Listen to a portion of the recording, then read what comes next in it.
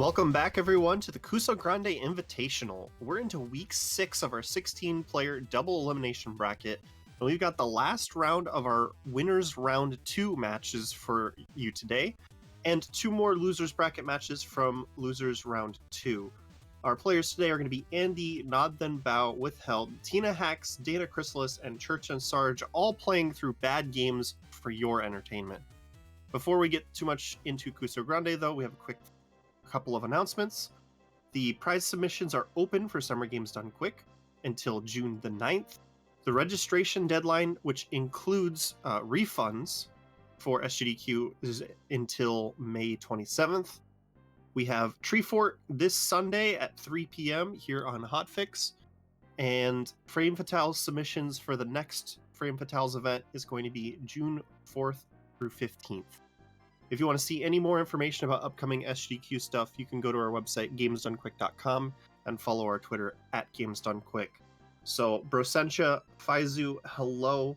Why don't you give us a quick rundown on what Kusogrande is? Because I saw a few people asking in chat, what this is. We've got a bunch of new viewers. Why don't you give them the intro? Yeah, it's great to see everybody hopping on by. Kusogrande is the bad video game tournament. For this invitational, we have 16 people who have been invited to come and play games with each other. In general, whoever makes the most progress at any given point during the hour takes the victory. So today, we will be having Andy and Nod Then Bow going up against each other, trying to make the most progress in this mystery game. Faizu, how are you doing today? I'm surviving, I think. I'm panicking slightly. But now we get an evening of terrible games to inflict upon people, and that sounds fantastic. It's cathartic. It helps you relax. Other people's suffering just brings joy into your life. And what kind of suffering would we have without, an old Nintendo classic? Are we ready to reveal it? Yeah, let's reveal it. The game is Baby Boomer, made by Color Dreams. You know immediately, as soon as you hear the words Color Dreams, that this is going to be something special. Now, Color Dreams eventually came on, or, went forward, became Wisdom Tree, and they made wonderful games like Bible Adventures. Oh. I have played way too much. Oh my god, they made that? Oh, yeah. Okay, yeah, I've seen you play that game. Yeah, it's been fun. I'm going to go ahead and let the chat know that we are ready to roll, as long as, it looks like we are good. I'm excited. So am I. How many redraws do we have to do on this, Brosentia? I saw a lot of vetoes. This was the 7th game that we chose for today. So that's why we wound up with the Color Dreams game. Oh, yeah. You say this, I feel like this was actually one of the kinder options compared to some of the things that were vetoed. I mean, technically, you'll see, everybody. Don't worry. We're going to go ahead and do the countdown in Discord. Lots of babies everywhere. I'm excited. So let's go ahead and do this countdown. 5, 4, 3, 2, 1, go.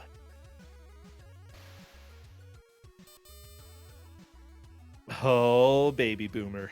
Oh my god, that sound. So, yeah, that showed more or less the objective that they have. Help the baby, make sure the baby can actually get through this lovely little world. It's a very dangerous world for babies, I think all worlds are pretty dangerous for babies. I mean, that's fair enough. Like babies. And baby games in particular. Why do you need babies in video games? There's no reason. I'm an adult, okay? I don't want to be guiding a baby across this terrifying world. So this game, as it turns out, luckily you don't control the baby. You're just trying to protect it. Can you shoot the baby? No. That's probably for the best. It's for the best, yeah. Unfortunately, a rat just hopped out of the bush and got Andy there. We got both of them, actually. Oh, well, yeah, it's a very sneaky rat. Yeah, they both fell for the same trap. So how many of those types of traps are there where you think you're good, you think they're good, and then something pops out of nowhere and you gotta react really fast? All the time. The levels are exactly the same every time they play them, so, there won't be too many surprises. But once they get to some of the later stages, this game becomes incredibly difficult to actually map out what you need to shoot, when you need to shoot it, what you need to not shoot. Wait, what? Yeah, there are some things that you shouldn't be shooting. As you see, every once in a while they shoot some of the nuggets here. If they collect a certain number of nuggets, I believe it's 12 gold nuggets, they get an extra life. In addition, they have to shoot the clouds in order to create these sort of traversable ice things. I don't know. The little ice walkways. Eventually, they'll get to the point where shooting things will actually cause them to die. But it'll be trial and error, We'll see plenty of babies suffering for a while. How kind is this game? Do we have the usual NES continue system, or when they die, are they starting over? There is a continue system. There are unlimited continues in the game. However, you have to... I didn't really tell them what was weird about it, but you have to press a button combination, and it's extremely easy to mess it up. Does it tell them what it is? Yes, it does. It looks like Andy is moving on to the graveyard. I love it. It's like, it starts out this peaceful world, level 2, straight into the graveyard for the baby. Wow, that got really dark. This really game quickly. took a turn, yeah. Yeah. It really did. Well, just wait. You'll be pleasantly surprised, Railcoon. So, I'm honestly, concerned when you say that. Nathan Bao is behind at the moment, but there is plenty of time. I foresee both of the players messing up the continue at least once during this match. I wouldn't be surprised at all. If you mess it up, does it restart completely? Yep. Oh no. It doesn't give you another try. If you just mess it up, you're just back to the start. Nope, it doesn't. Oh no. I mean, it's just push A and start, but I believe you have to be holding A and then you push start. Otherwise, if you try to push them at exactly the same time, it may mess it up. So yeah, everyone, this was indeed for sale for the NES, but it was not a licensed game. I mean, what with the thing pouring blood out above that baby on Andy's side, But Color Dreams generally tried to push out games that really didn't have much value. That's kind of an understatement, I think. Color Dreams... Yeah. I mean, what are your favourite Color Dreams games, Bro Sentia? I mean, this is probably my favorite Color Dreams game, to be fair. Castle of the Dragon is another one that I really enjoy. The thing is, they put out a bunch of cheap games, and it ended up not being able to get anything licensed by Nintendo. I don't know if they even tried, though. Okay, so Andy actually opted to go to Heaven with the elevator. Heaven is the 3rd stage. You do not actually have to go here. You can skip straight to the 4th stage. I was curious about that, because the elevator showed an arrow up and down. I'm like, well, where's the up gonna go? Yep. But you could also go down and go straight to the 4th? Is that what you're saying? Yeah, you can choose to go down straight to the 4th level instead. Don't worry, Andy will see it if he manages to beat this stage. Honestly, I don't think Heaven is too difficult, but the next stage gets particularly sinister. Sinister? Now I'm worried about what the next stage is going to be if we're in Heaven. Oh, well, the elevator was going down from a cemetery. I have concerns. I mean, I have concerns because stage 2 is a cemetery, and Bro is saying that the 4th stage is sinister. Oh, I yeah. mean, especially since you're going down an elevator from a cemetery to get there. I think there's some assumptions on what stage 4 will be. Yeah, I'm wondering... Well, I'm pretty sure I know what you're thinking. Was Diablo based on this game? Possibly. Possibly. So what's the milk meter? I noticed that they can make it go up by shooting those little milk bottles. What makes it go down? Thank you for bringing that up. No, milk goes down over time. So if the baby runs out of milk, guess what? The baby dies. Oh, no. So you have to shoot milk periodically. Now, this is a little bit tricky because occasionally milk will show up, but you have to wait in order to shoot it. Why? Because if you shoot it too early, you'll run out of milk before the next bottle is available. Oh, no. That sounds awful. Oh, no. I could see this being a problem in later levels. Yeah, it's going to be a little bit difficult. By the way, it looks like Nod Bao is also going up. I told players that there is an elevator that takes them to 2 different stages. Heaven is only stage 3. They are aware that this is an earlier stage, but I also said there may be bonuses here for them. There aren't, but I said there might be. And they both opted. Ah, I love it. I mean, I think it's only fair considering that this was the 7th redraw for this pairing. Oh, yeah. I have a feeling neither of them are going to beat this game as well. I think making it to stage 5 is a possibility. How many stages are there? I don't know. The best answer. I don't know. I've made it to stage 5. I was never actually able to get past that personally. Hey, Andy is going down. Wow. Boomer doesn't like the looks of this place. Yep, that's what I thought it would be. Okay, baby went to hell. You know what? I can see why you, despite hating baby games, like this game, Brosensha. Okay, it looks like Nod Bao tried to use the continue, but was unable to do so. A+ start to continue. Let's see if Andy's able to do that. Yep, Andy was able to make the continue work. That's okay, Nod Bao is behind at this point, but there's still plenty of time left in this match.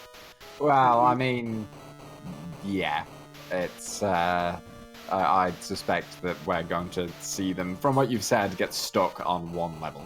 This level. For quite some time. Yeah. This level. Oh my god, yeah. Well, the flame just touched the baby, and the baby's crying. Good. Andy mentioned in the run chat, by the way, right after he got to this level, I'm confused and terrified. I thought that was worth mentioning. Oh, Andy. This game is definitely one that neither player has played before. We had to go through plenty of redraws because people were too familiar with the other games.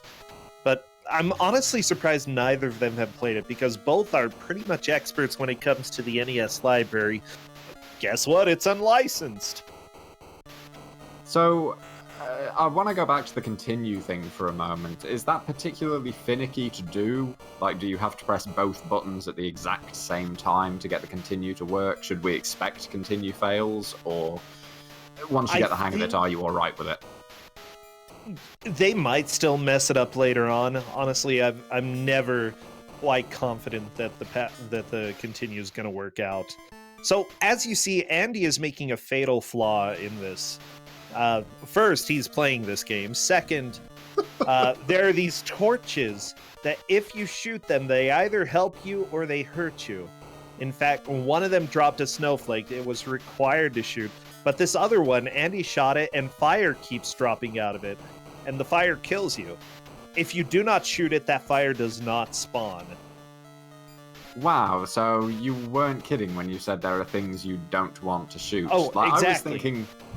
I was thinking it was going to be stuff like, oh, it's going to make platforms disappear and you can't proceed. But no, it just makes the game much harder. Yeah, it makes it much harder for you. So right here, Andy's having to deal with ghosts, the torch that he started, fire, a spawning devil, a spike, like all of that at the same time, which kudos to him, he was able to deal with it. But if he shoots this torch, there is not a way to get past, basically. Okay, he shot it. Andy is getting so many points for this, though. Yeah, he's farming points by shooting the torches. Do points give him anything? I don't think so.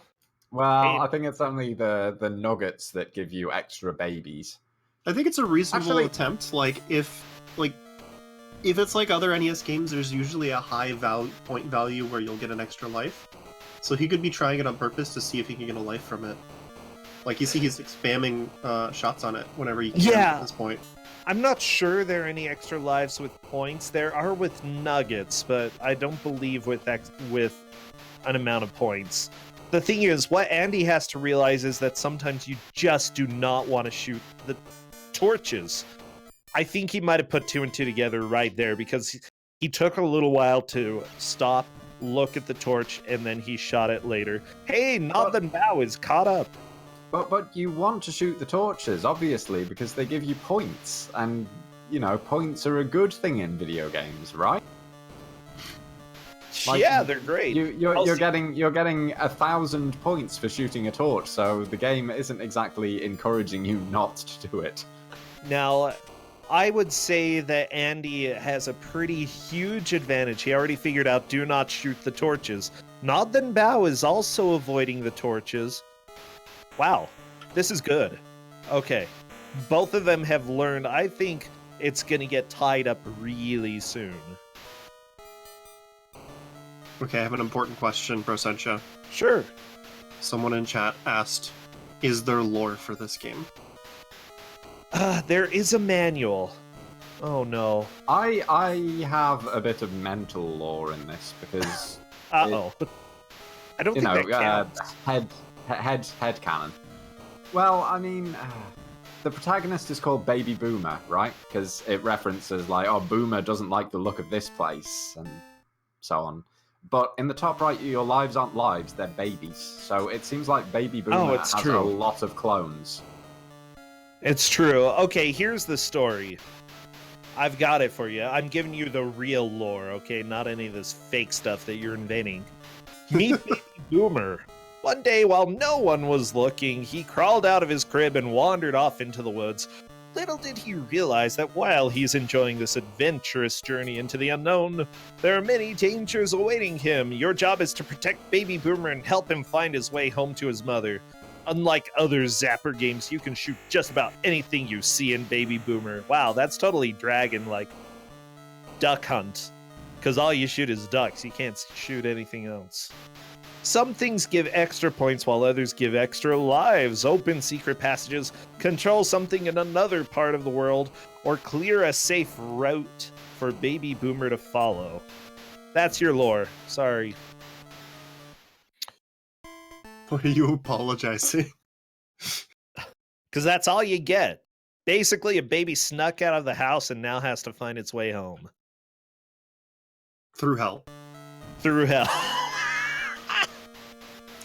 You know, It's it happens to important. most babies. Yeah, most people have already blocked this part of their lives out of their memories, you know. Happens when you grow up, you just kind of... You gotta forget. Hairballs? Because that's what that kind of sounded like. Wait, hairballs? Yeah, you kind of made it sound like you were making a hairball there. I was like, what? Huh. Yeah, that's about right. I guess that fits for Faizu, since Faizu's a cat. Oh my gosh, Baby Boomer ran out of milk! Nod then bow. Gotta give your baby milk. Can't just let it starve. Yeah, Andy's already figured out that saving some of these bottles is the smart thing to do. Yeah, This game seems surprisingly competent for Color Dreams, even with the mechanics like the milk saving. That's actually kind of a clever mechanic, dare I say. I honestly, Baby Boomer is one of the better Color Dreams games. Like, it still is bad. You can definitely look at this and say, whoa, this is kind of terrible.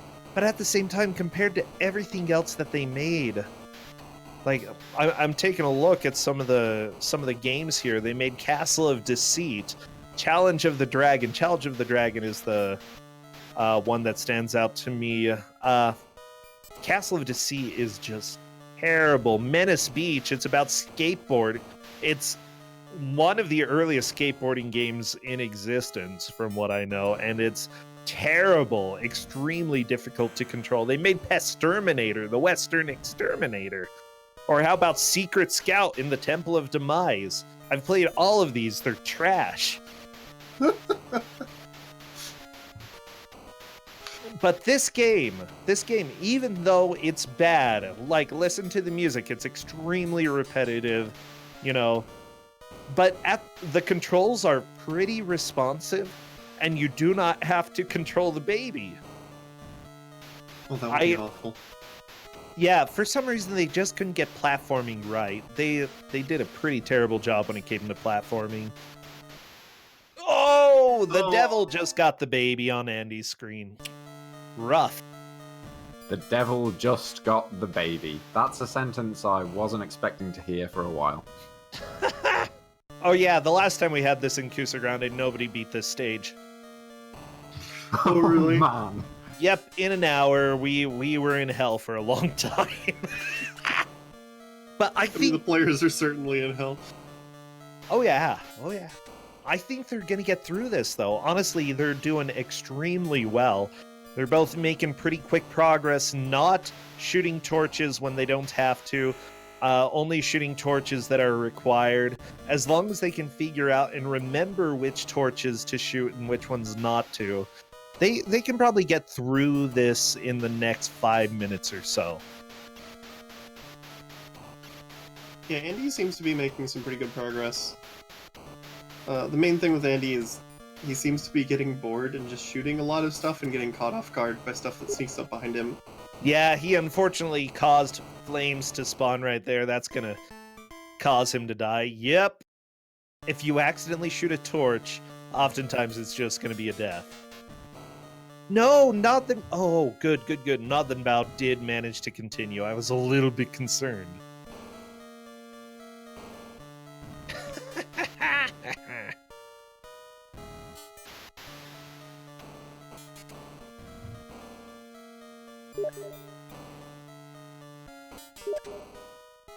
Now, I'd say, I'm watching this. I'm definitely enjoying the match.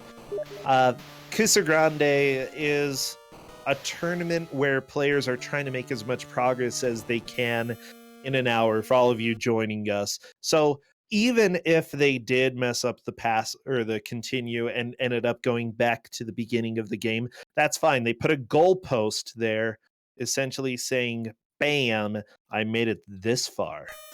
Here, Andy and Nothing Bow are currently in hell. This is the 4th stage. They're currently in hell, I'll just say that casually. This is the 4th stage that they're trying to get through. Now, the Invitational has 16 players. We also have a 170-person tournament going on over at my channel. So this is just what I love, watching people struggle through terrible, terrible games. So you mentioned that we have 16 players a couple times, but how are these 16 players determined for Sencha? They were, let's see, I know that we went and put thought together which groups could be represented. We have 4 people who are Kusogrande veterans, 4 people who are actually some of the game masters who choose games.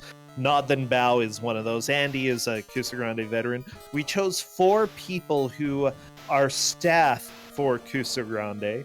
Faizu amongst those. And then we also have 4 staff from Games Done Quick who are playing in this tournament. So that's how we went and chose the people who are suffering through these.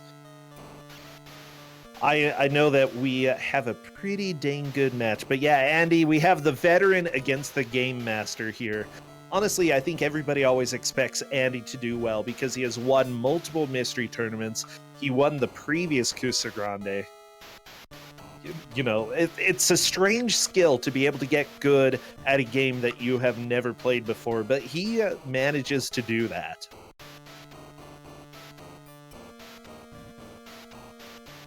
Not Than Bao, though. I don't know. There's some... Like, Not Than Bao is one of our game masters, and the difficult thing about choosing a game for him is that it seems like he's played literally every game. He just has such a wide knowledge of game, especially bad games. Kusogrande. So he is here. He's probably played every other Color Dreams game. He's like, I'm shocked I haven't played this one.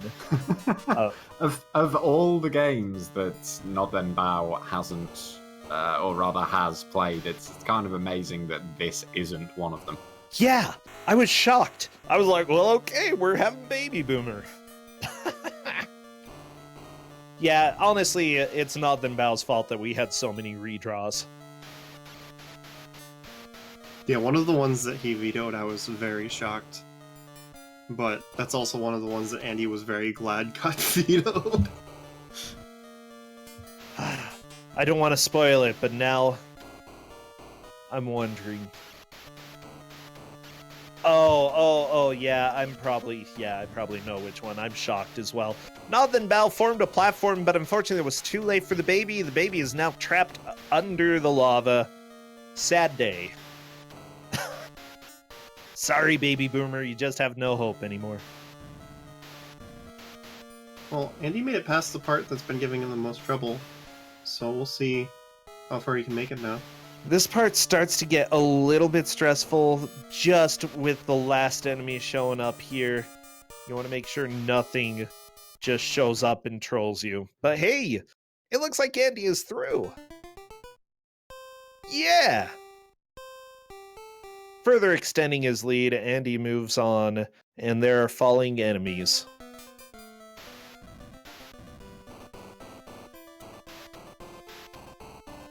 You ready for this?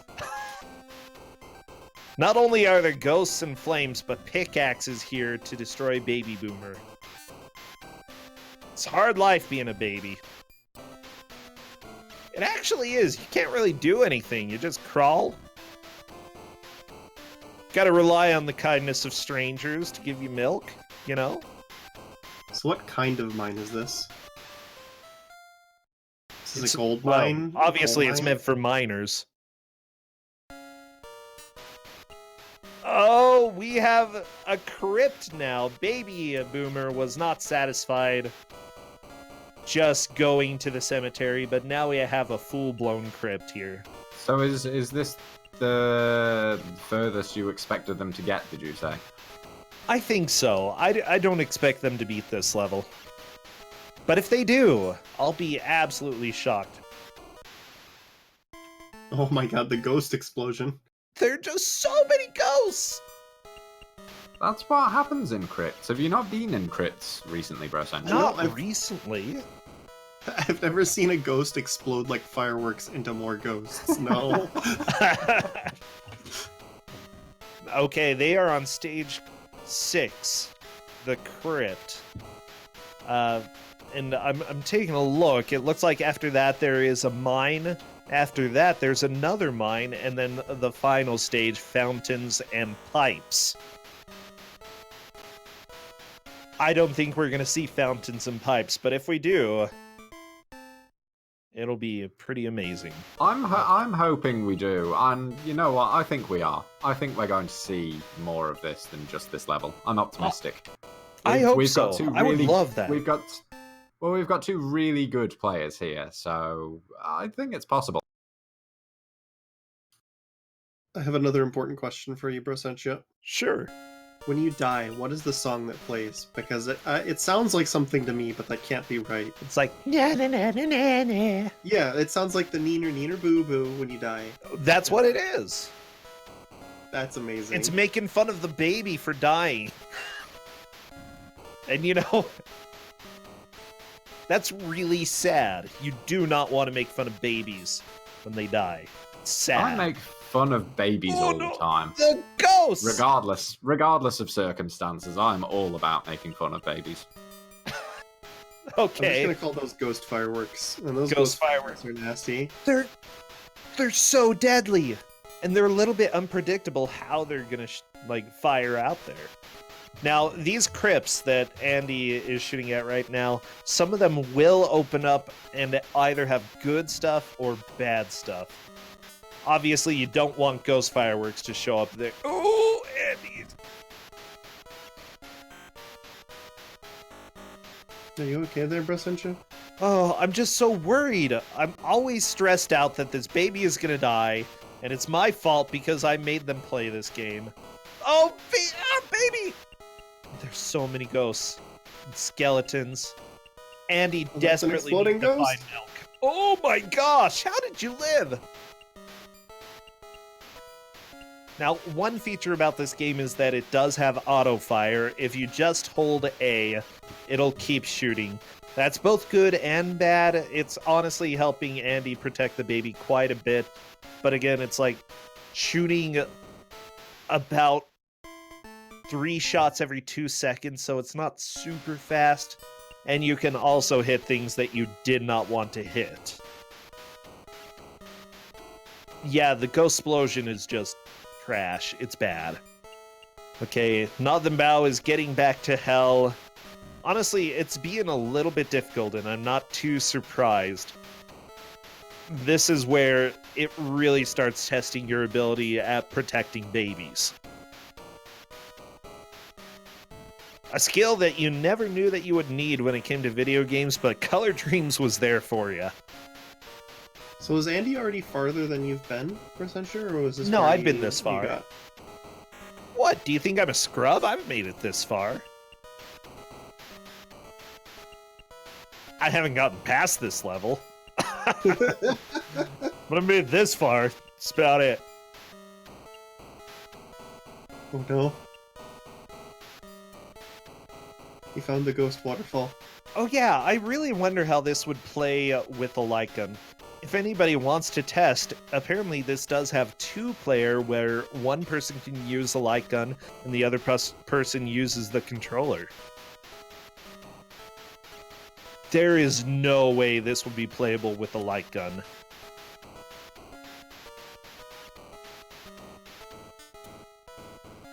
Yeah, it seems like it would be really hard with a light gun. Is Andy Unless actually the- through? Wrong passageway! Wait, Uh-oh. what? I guess he went in the wrong passageway.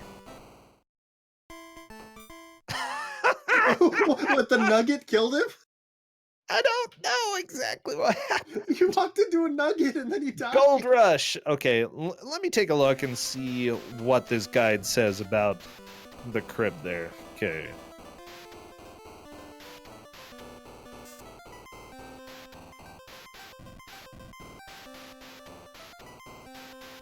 So apparently you have to end up shooting the door that you want to go through. If you shoot the incorrect one, you come to this mine.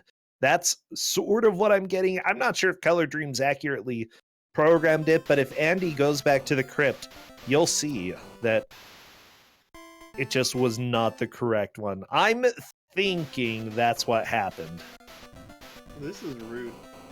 Yeah, If you pay attention at the start of this level that Andy's on, there's milk there on the upper platform that disappears, but he's still able to shoot it after it disappears.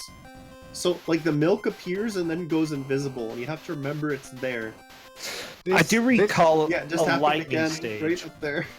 This being Color Dreams, I'm willing to bet that's possibly a bug due to either number of sprites on screen or it is actually meant to vanish and they're just bad. Okay, Andy is back, I believe. Oh no. We're on Graveyard. He's Round to the 2. graveyard. Did this actually send him backwards, or is this like a revisit? This is definitely the earlier cemetery. Oh no, so taking the wrong passageway warped him back here. That's... Oh no. That's pretty great. Oh, that's sadistic. I love it. Oh no. Ah, Color Dreams. It's kind of ironic that at least 2 stages in this are basically in black and white, considering the company name is Color Dreams. You know what? I've played through a good amount of the game. We've had this in Kusogrande. Now we're learning new things because nobody here has actually beaten this game. As it turns out, Baby Boomer, as somebody says, is the water temple. Look, being a baby is hard because you're really stupid, and protecting a baby when it's crawling through a cemetery and hell and crypts and forests, and there are all sorts of animals, and it needs milk, and all you can do is fire at things from a distance. It's not the easiest thing, bro. No, it's not. Like, you're sort of helpless. You've got this baby. Baby just decided, hey, we're going to wander through this crypt and then go through the wrong door that takes us back to the cemetery. And stupid baby, I got to help you, though. Well, at least Andy has made it back to hell by taking the correct elevator path. Let's see. Andy has completed hell before. Let's see if he's able to do it first try or if it takes him a few tries again. I wouldn't be surprised if he's like, I'm just done with this stage. I don't want to see it anymore. Ooh, Nothing Bow, unfortunately taking another death. Yeah, hell is where I fully expected players to get walled. Andy has managed to plow through it. Nothing Bow is getting better at it, but at the same time, there's just so much flying at the baby.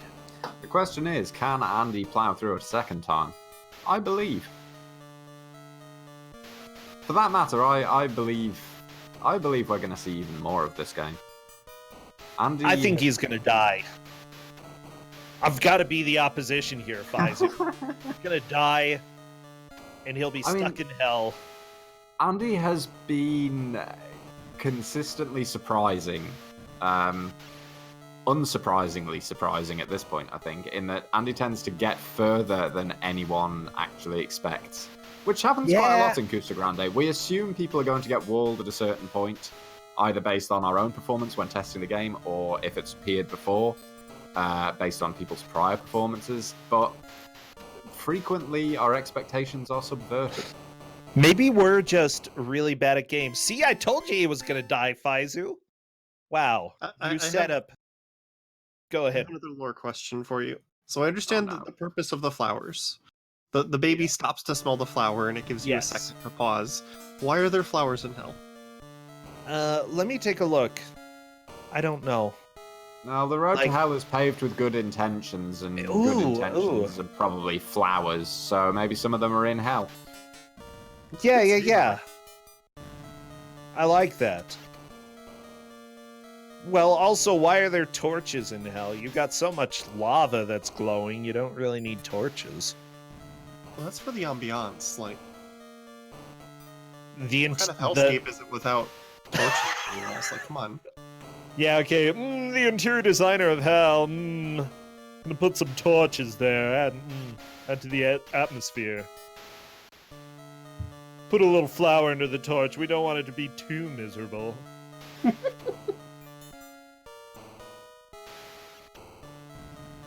was drinking my water. Oh no, the spike! Andy, are you just gonna let your baby sit there? Okay. I'm a little bit concerned. Letting your baby sit there means that your milk meter goes down. What? Nothing Bow is through. Nothing Bow is heading to the crypt. This is huge. Nothing Bow also didn't have the milk despawn thing happen. Well, that's nice. Interesting. We'll see if the next one despawns. No, it stayed there. Well, this place doesn't have as many sprites. I think next time he goes through the mines, because you go through the mines after the crypt. Oh, right, yeah, I think it was that one that had the despawning. There are hidden milks and secret passageways. You know, I feel like the interior designer of hell could definitely have gone with a shade other than boring gray for the walls. Nothing Bao just experienced the ghost explosion for the first time. The ghost explosion is too strong. So many ghosts. The thing is, Nothing Bao does not know that there is milk in these crypts. The one thing I did notice even when playing this briefly was that, like, you can shoot pretty much everything, so I suspect Nothing Bao is going to try it at some point, but is possibly also afraid of just more ghosts coming out. What? Yeah, I mean, some of them do have ghosts, but some of them have milk, and yeah, his milk meter is going down. He's going to figure this out pretty quickly, though. He's like, okay, baby died, no milk, gotta have milk somewhere. Yeah, I like Andy's approach of just trying to shoot everything and seeing what happens. They're And then- hidden milks and secret passageways. I'm Yeah, glad that they pluralize milk. With something like this where you kind of have theoretically unlimited continues, it seems like a fairly safe bet to shoot everything and then work out from that which things you don't want to shoot in future. Oh yeah. It's trial and error.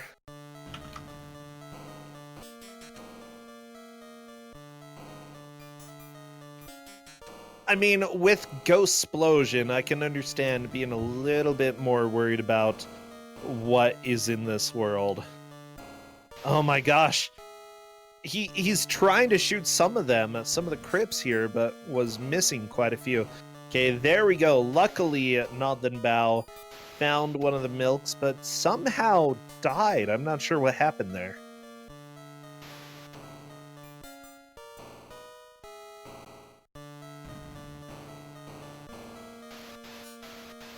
Oh boy! Okay, Ghost Explosion, always terrifying, but as it turns out, it's okay.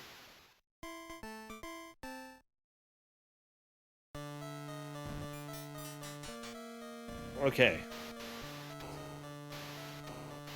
I'm a little bit concerned. Oh yeah, go ahead. I was just going to say, we are nearly 40 minutes in. Do you want to explain to anyone who's just wandered in what this is?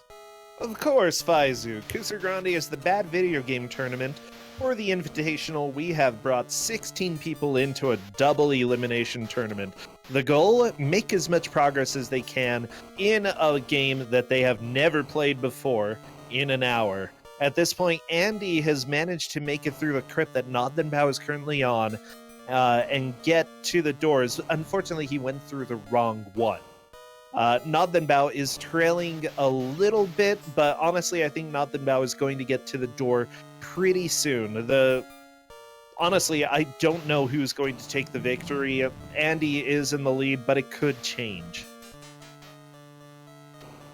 If Nothing Bao also takes the wrong route, well, that could be a deciding factor. It could be. It depends on if he were able to get through the earlier stages quickly again. So Andy is having a hard time with hell. Honestly, I think he was like, I'm done with that stage. I never have to worry about it again. And maybe he's feeling a little bit frustrated that he has to go through this again. I'm just hoping... I mean, I suspect that Andy is going to make it back to that point again, but I'm just hoping that he doesn't make the same mistake again and take the wrong path. I don't think he even knew he was taking a path while he was shooting. Okay, we've got Hallelujah. Andy is moving on to the stage right before the Crypt. Just so everybody knows, the definition of Kuso or Kusoge that we call here, it generally means a crappy video game. Oftentimes, they're strange. Oftentimes, they're unenjoyable. We tend to go after games that are going to be strange, weird, usually bad, but that there's some level of enjoyment when it comes to watching. I love watching Baby Boomer. I'm a huge fan. Kusogrande is basically Schadenfreude, the stream. Yeah, we're here to laugh. Basically. We are here to enjoy the suffering of other people. The Kusogrande contestants deserve to be cheered on because they are suffering for your enjoyment and so that you don't have to. Oh, yeah. Honestly, even if people don't do extremely well, it's still so cool to see that they come and play the games and put up with them for an hour. Now, we do give the hour limit because, you know what, we want them to have some sort of mercy. Back in the day, though, the original tournament, we had 2-hour matches, Railcoon. Oh, no. Oh, yeah. That's just cruel. We still occasionally do in the huge free-for-all tournament as well. In the later rounds, that happens. We have endurance rounds show up every now and then. Oh, no. Yeah. If you like Deadly Towers and 2 hours of it, you know, we have a match with that. That's just rude, Rosentia. Oh, yeah. So good. Well, I don't know. You can't really make any progress in Deadly Towers in an hour. You gotta have at least 2, right? Alright. Andy's coming up on the end of this. Oh, no! A ghost explosion got it. Not the ghost! I mean, in fairness, even with 2 hours, that's probably enough time to buy the starting sword again in Deadly Towers.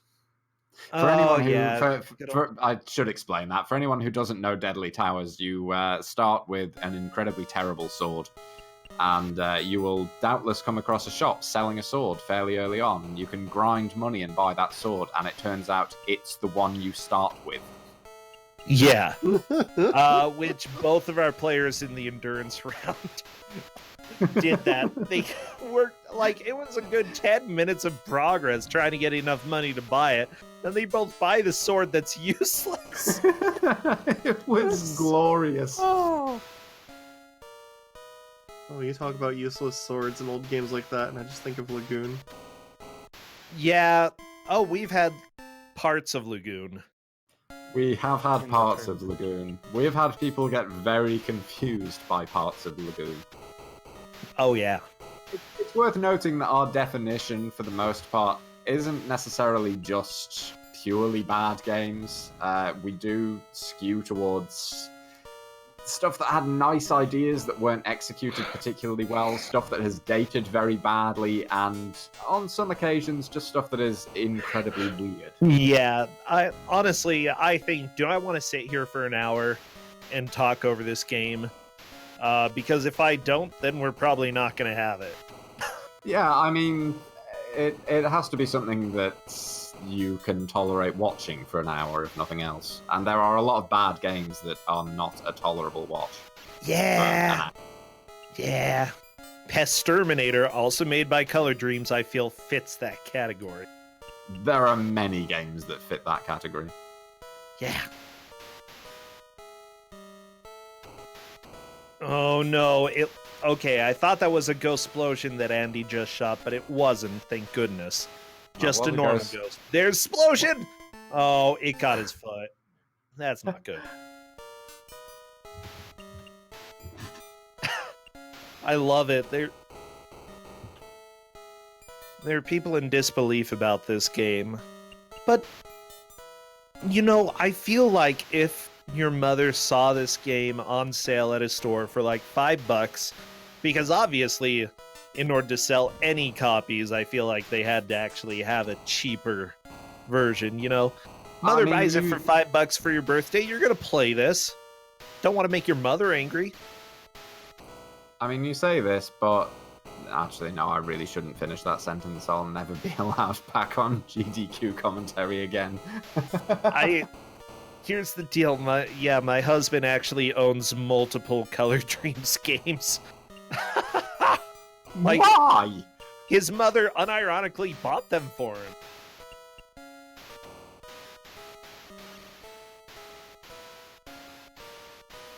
Yeah, we don't own Baby Boomer, but we have many of the others.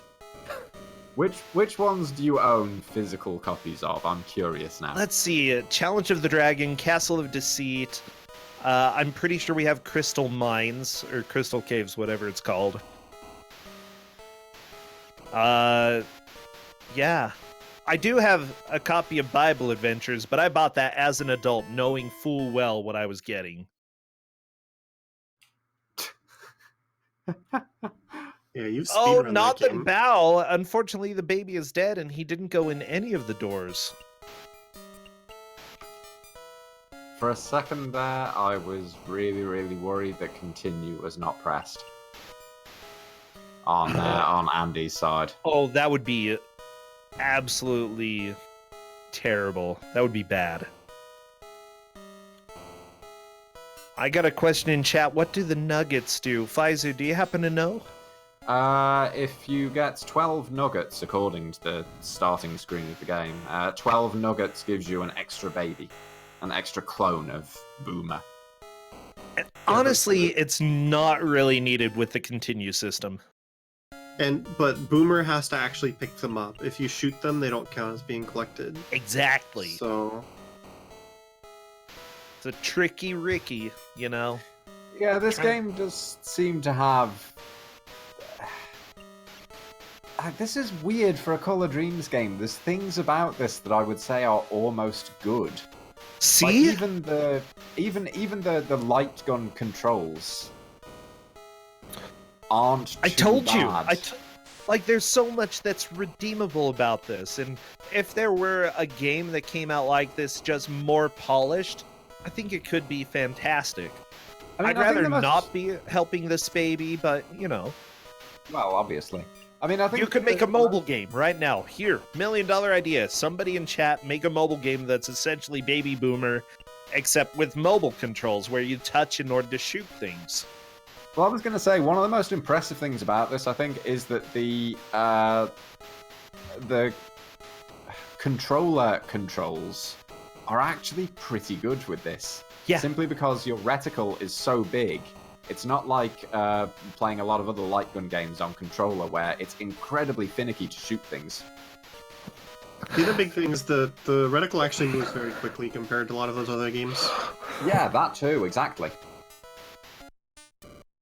Like, Oh, Andy goes in the wrong door again, I think, Oh, because no. he shot... Yeah, he shot them both, I think. Oh, But it's not obvious what you're supposed to do there. This game is not pointing out what you should do. Honestly, this opens up the chance for Nod Then Bao. If Nod Then Bao can figure out how to enter a door and enter the correct one, he will move into the lead. As for now, I think it's pretty much up to that, because I don't think Andy's getting back to that point with 12 minutes. Nah, he'll get back there. Unless he gets stuck in hell again. Which, I mean, happens to the best of us. It happens to a lot of people if you go by scripture. Okay, happens to the worst of us. How about that?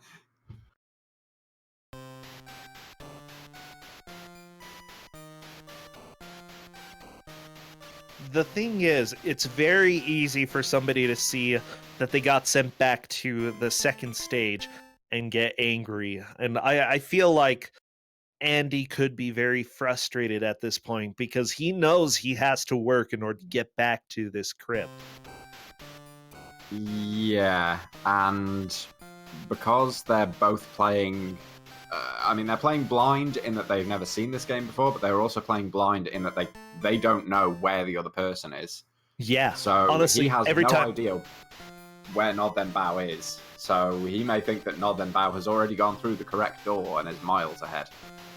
Yeah, and part of that, just not knowing what's happening. They are allowed to ask who is in the lead, but most of the time they don't. They just go in and focus on the game and probably think I messed this up. The other player probably didn't. I know that happens to me. I psych myself out, and I end up doing particularly poorly towards the end of matches.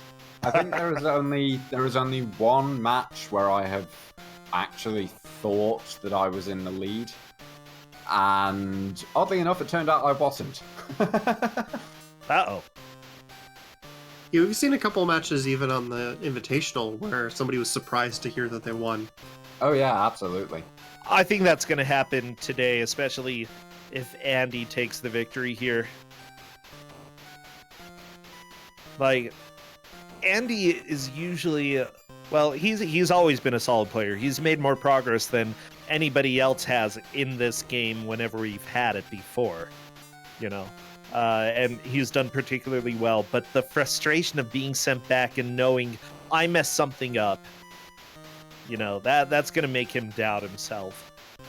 But there's really no reason to doubt right now. Just keep plowing through, try to get back to where you were, never give up. Never give up, never surrender. No, I mean, Andy in particular has a lot of experience with this stuff. I feel like... I think Andy can make it back there, but it's gonna come down to if Northernbound makes it to the doors, if Northernbound picks the correct door. Or even, you know, whether deliberately or completely by accident, by shooting or not shooting the correct thing. I mean, at this point, I'm not even sure how Andy is triggering going through that first door. Oh, yeah.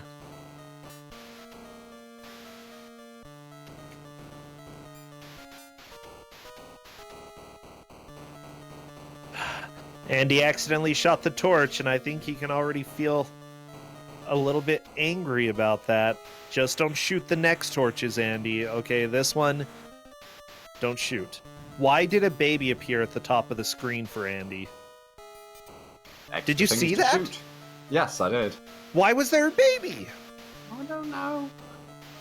So apparently you can clone babies in hell. That's what I'm learning from this stream, okay? Was that an extra life or something hidden? It might have been. I didn't see whether the baby's counter went up, but he's got I don't know. 3 babies.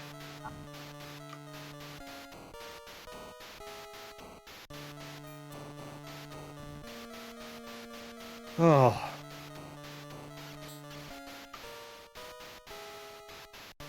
Okay. It looks like Nothenbao is making his way to the doors. I believe you have to shoot the gold in order for the baby to go in one of the doors. Unfortunately, Nothenbao did not shoot the gold at all, and the baby is crying. Ran out of milk. So Right he's definitely there. confused about what to do as well. Andy has accidentally gone in a door. Incorrect door, but has gone in. Nothenbao, on the other hand, has made it to the doors, but has not figured out how to go in them. So right now, Andy is still theoretically in the lead, to my mind, on the basis of having actually gone through a door. I would say yes, even though it was the incorrect door, he went in a door. Now, if The Nothenbao... level- Oh, yeah, go ahead. I was just going to say, the level has been completed by Andy, just the completion went Yeah. backwards rather than forwards. It wasn't the right way to complete it, but he completed it. Yeah, exactly. I mean, at this point, Andy has actually completed the level twice by that definition. Yeah. What Nothenbao really needs to do is manage to get into the door, and it has to be the correct one for him to take the lead.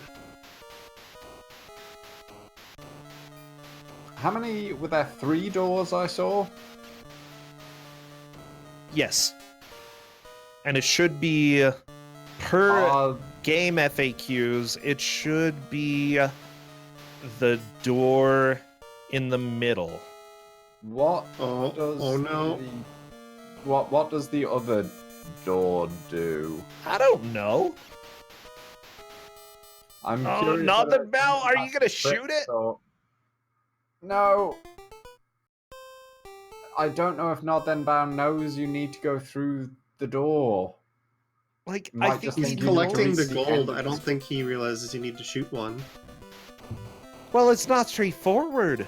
No, this is the only time when you don't want to collect the gold. And Okay, I have a I'm question. I'm thinking that Nod Sure. might...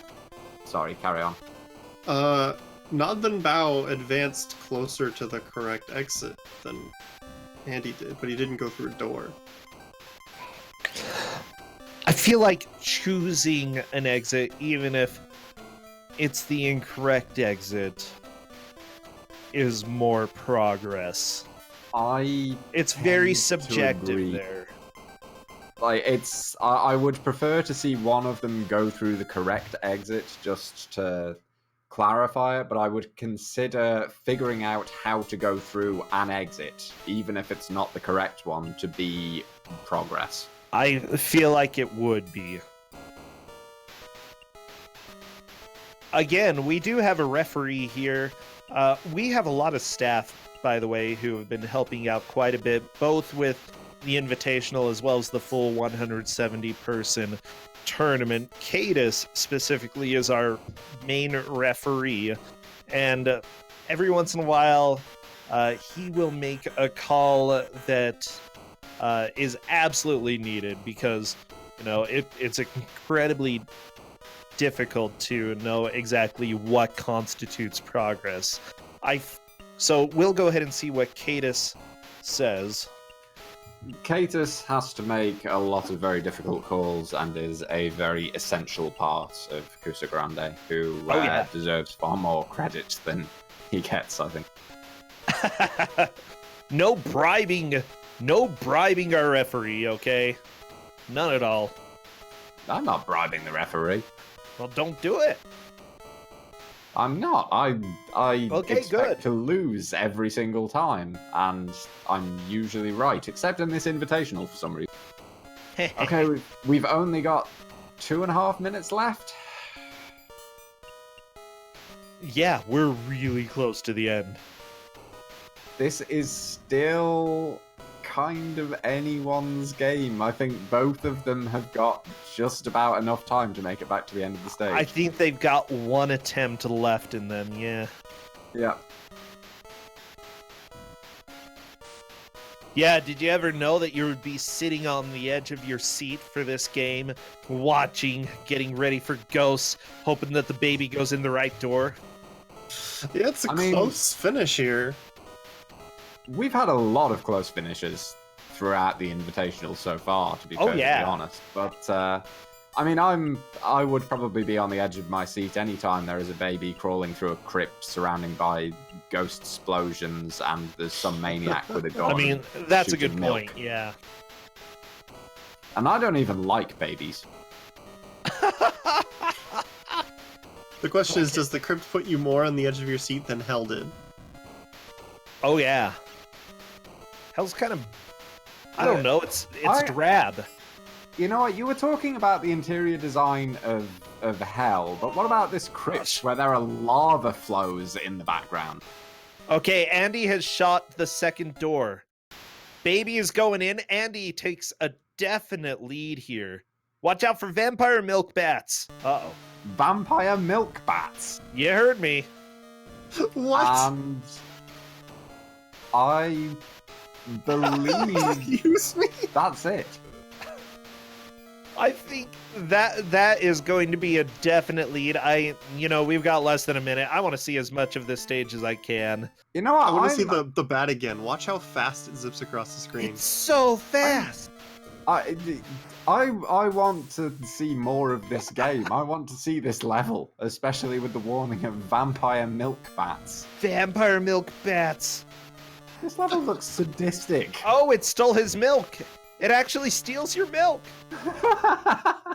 Oh, and apparently carts flying off the rails just destroy you.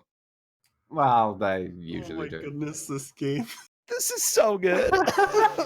It just keeps on giving. We think we've tapped it for all the amusement we're going to get, and then vampire milk bats. Yep. So we've gone through a graveyard, and then heaven, and then hell. And then, after hell, we wander into a crypt, and now we're in a mineshaft full of vampire milk bats. But that, as a matter of fact, is time. Andy takes the victory, making it to the minecart stage, because, of course, an escort mission has to have a minecart stage, you know? Well, obviously. And please throw out your GGs for both of them, because both of them did phenomenally well on this. I think better than when we had this in Kusogrande in the past. Yeah, this is ridiculous how well both of the players did. Honestly, Nod then Bao was one step away from actually making it to the next stage. Like, I don't know. It would be simple. Well, with that said, I don't know what I was saying, Faizu. I was just going to say, it'd be simple by a certain definition of simple. I don't understand. Andy, you don't understand? I don't understand. What a good game. Yeah, well, Andy did manage to take the victory here. I was tired of playing the spooky hell level. That level was the worst. Because it taught me to not shoot things, and I was not a fan of that. I know, right? It's so strict. It's very misleading. That level just comes out of nowhere and was like, hey, there are certain things that you shouldn't be shooting. And then some of the torches you do have to shoot. So, like, I don't know. Honestly, the first time I was playing, I just kept shooting every single torch. Yeah, me too. And then I realized, like, wait. Well, I mean, that's the thing as well, is that shooting the torches gives you 1,000 points every time you shoot them. So it kind of encourages you to do that, even. A lot of points. Oh, yeah. Just so the points are pointless. Just so you know, nothing about, you were really only about a screen behind Andy, because he managed to go through the correct door and get to the level with the vampire milk bats. Vampire milk bats. They suck your milk. Yeah. Vampire milk bats. You heard me. I mean, that's what the level said. Yeah, that's what it said. We kind of lost it when we read that. As I think Brocentra pointed out, possibly Railcon, this was kind of the game that kept on giving. Every time we thought we'd seen everything it could throw at us, there was something new. Oh yeah. Like, I didn't realize shooting the door is what made me choose either. I just assumed, because it didn't even make a sound effect. Usually that makes a sound effect when I shoot something. It's something different than the usual affair of... I know, right? That's how I found hidden milks, So what are your thoughts of the game? Good, bad? I mean, it's boring. It's boring? Oh my gosh, it wasn't for me. Hitboxes somehow. Yeah, that's also true. Yeah, like the fire rate is not good enough for what's happening there. Honestly, if they sped the fire rate up, it would be more survivable. Also, they just layer what enemy dies first really wrong. Yeah. I'm pointing at the ghosts in the middle of my crosshair. Why am I killing the one above it first? Yeah. And yet, this is still probably one of the best games Color Dreams ever made. I believe it. Whoa. Make sure you donate to their Kickstarter. Oh, you know what they did? They're now Wisdom Tree, and they did put out their collection for the NES, the I think Bible collection. I bought that. I haven't seen their current. Do they actually have a Kickstarter going on right now? They had one a couple years ago. Well, okay, that is neither endorsed nor recommended here by.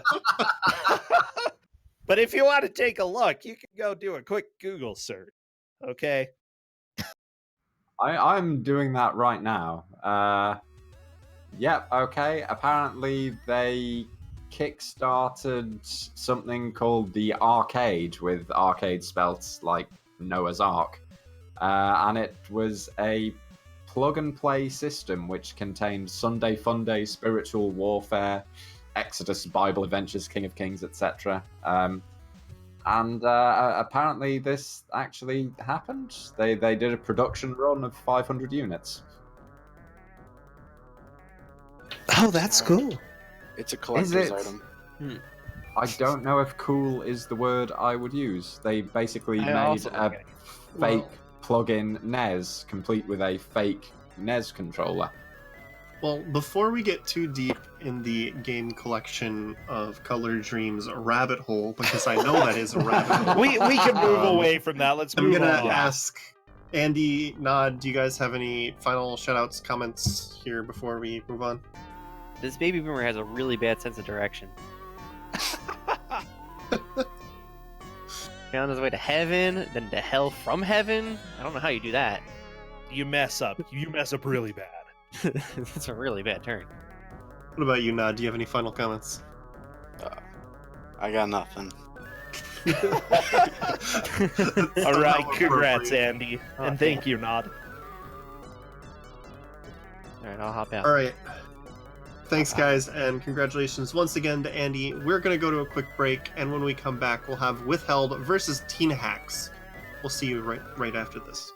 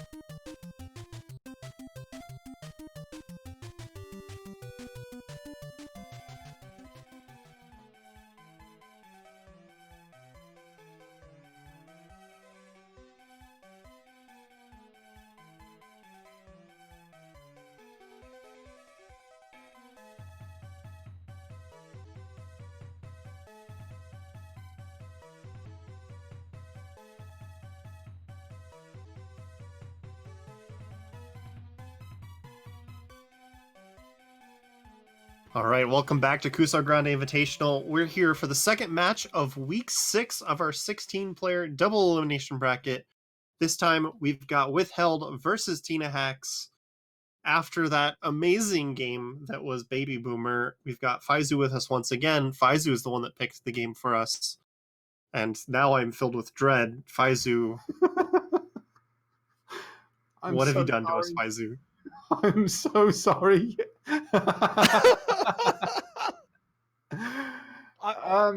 I'd never even heard of this game until today, Faizu. Oh, you're gonna find out why very, very shortly. So Well, the game for today, am I clear to announce it, Brosensha? do it. Go for it. The game for today is Guy Spy and the Crystals of Armageddon for the Amiga. Oh, it also came out on DOS, but we're doing the Amiga version because, as far as we can tell, this is the superior version. I'm going to explain some of the problems with the DOS version a little bit later, and I will say that superior version is not a high bar with this game. Not really, no.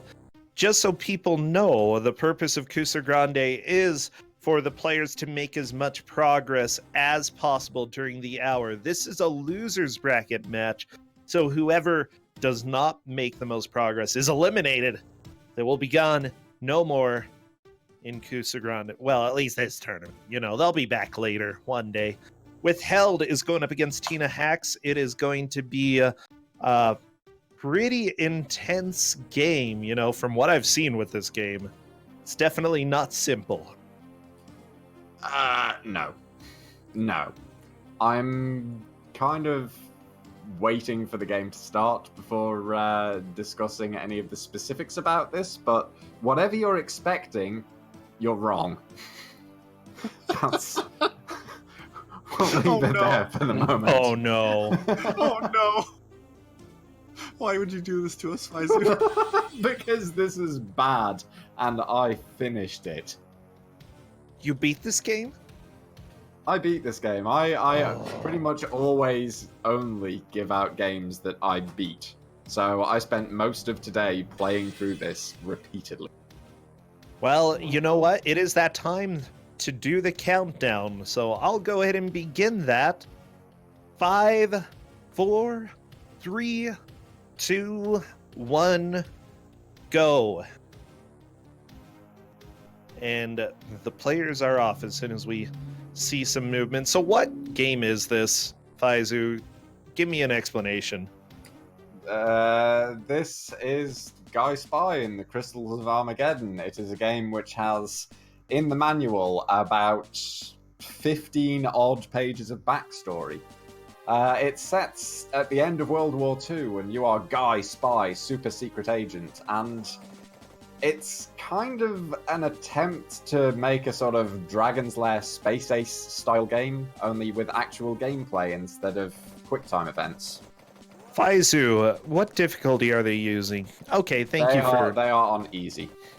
Okay. Because I'm not a complete monster. Nice. So, a few of the things you may have noticed already are that the animations are incredibly clunky. The controls are worse. This is on the Amiga, so you have 4 directions and 1 button. On this, the very first level, you're on a train platform in Berlin. You need to shoot the soldiers, and you also need to dodge the incoming fire. How do you do this with only directions and the fire button? Well, to, you know, move in a direction, or rather shuffle awkwardly so that bullets don't hit you, you hold, I think it's up and right or left, which isn't great when up is also a button that you need to use to control the crosshair. Oh no. Oh no. But at this point, Withheld has made it to the 2nd level, which is in the Swiss Alps, I believe, where unfortunately the dreadful Baron von Max, his goons are trying to stop Guy Spy from a different gondola. This section also controls really, really horribly. I'm going to assume that all of them do. They absolutely do. This is much worse than it looks. So you move back and forth. You move back and forth between the cover. When you are out of cover and aiming, you have to hold down the fire button and then press either left or right or down to kind of aim at wherever the person is. Which is just as awkward and horrific as it sounds. Yeah, the thing is, like, visually, this game, like, the frame rate isn't the best, obviously. but No. it looks fairly good. Yeah, except for the kind of shuffling, waddling animation, it's not too bad. They are doing much better than I thought they would. Withheld is now on the 3rd level, where you have to get past, I believe her name is Olga, who will push you backwards and eventually slam you through a wall in true Dragon's Lair Space Ace comic fashion. The deaths in this, a couple of them are a little bit gruesome near the end, but most of them are just ridiculous. You have failed. The world is doomed. Yep. One of the reasons I went for the Amiga version over the DOS version is that the DOS version is unfathomably difficult compared to the Amiga version. I'm fairly certain that the DOS version's easy difficulty is equivalent to the Amiga version on either medium or hard. One of the things on the Gondola level that you will very rarely, if ever, see on easy difficulty on the Amiga is that they will throw dynamite. And if dynamite is lobbed into your carriage, then that's it. You're dead no. Instantly. Because the carriage just explodes. They don't tend to do that on easy. On the PC version, the DOS version, they will do that all the time. They will occasionally both do it at the same time. And one thing that is very difficult to tell from watching this is that the controls are super light. Oh, I'm excited for skiing. Yeah, the skiing is special. Uh-oh, did we get another crash? No, okay. No, just a freeze, it looks like. Whee! So why is the skiing special here? What is happening? The skiing, you cannot move forward, as it were. You are always sliding either left or right. Okay. And there are many, many obstacles to look out for. You've got bushes, you've got ice, you've got people on the chairlifts above you who lob grenades to the opposite side of where you are. Tina just paused real quick to express her I think Tina may also be checking the manual, because I gave them the manual, and the manual, because every single level is different and controls differently, it's kind of a wise idea to actually look at the manual and see what's new on each level and how to control it. But of course, you might not want to do that because you don't know where the other person is. They might be ahead of you. You might be wasting time. Yeah, but I think it's worth it if controls change every level. Pretty much. I just have to say I'm a big fan of the sound effects on the skiing level. They're especially when you change directions and you hear the person making the mouth swish noise, like. I just love the scream when he falls over. It's It's possibly the least secret agent scream I've heard in a long time. Oh, I'm really enjoying this. So it is similar to other games such as Dragon's Lair and Space Ace, which I believe you had Dragon's Lair during Frame Fatale. Yeah, it was run by Glitchwitch. It was really good show. Oh, and if you guys want to see a speed run of that game, it was pretty entertaining. You can check it out when it goes up for YouTube. I'm assuming that's the kind of the Laserdisc. Yes, because it has come out on Steam. Yes, it has. The proper Dragon's Lair and not the terrible SNES or Game Boy versions. Mm-hmm. Or NES. It was the Laserdisc one that was based on the arcade, yeah. Okay.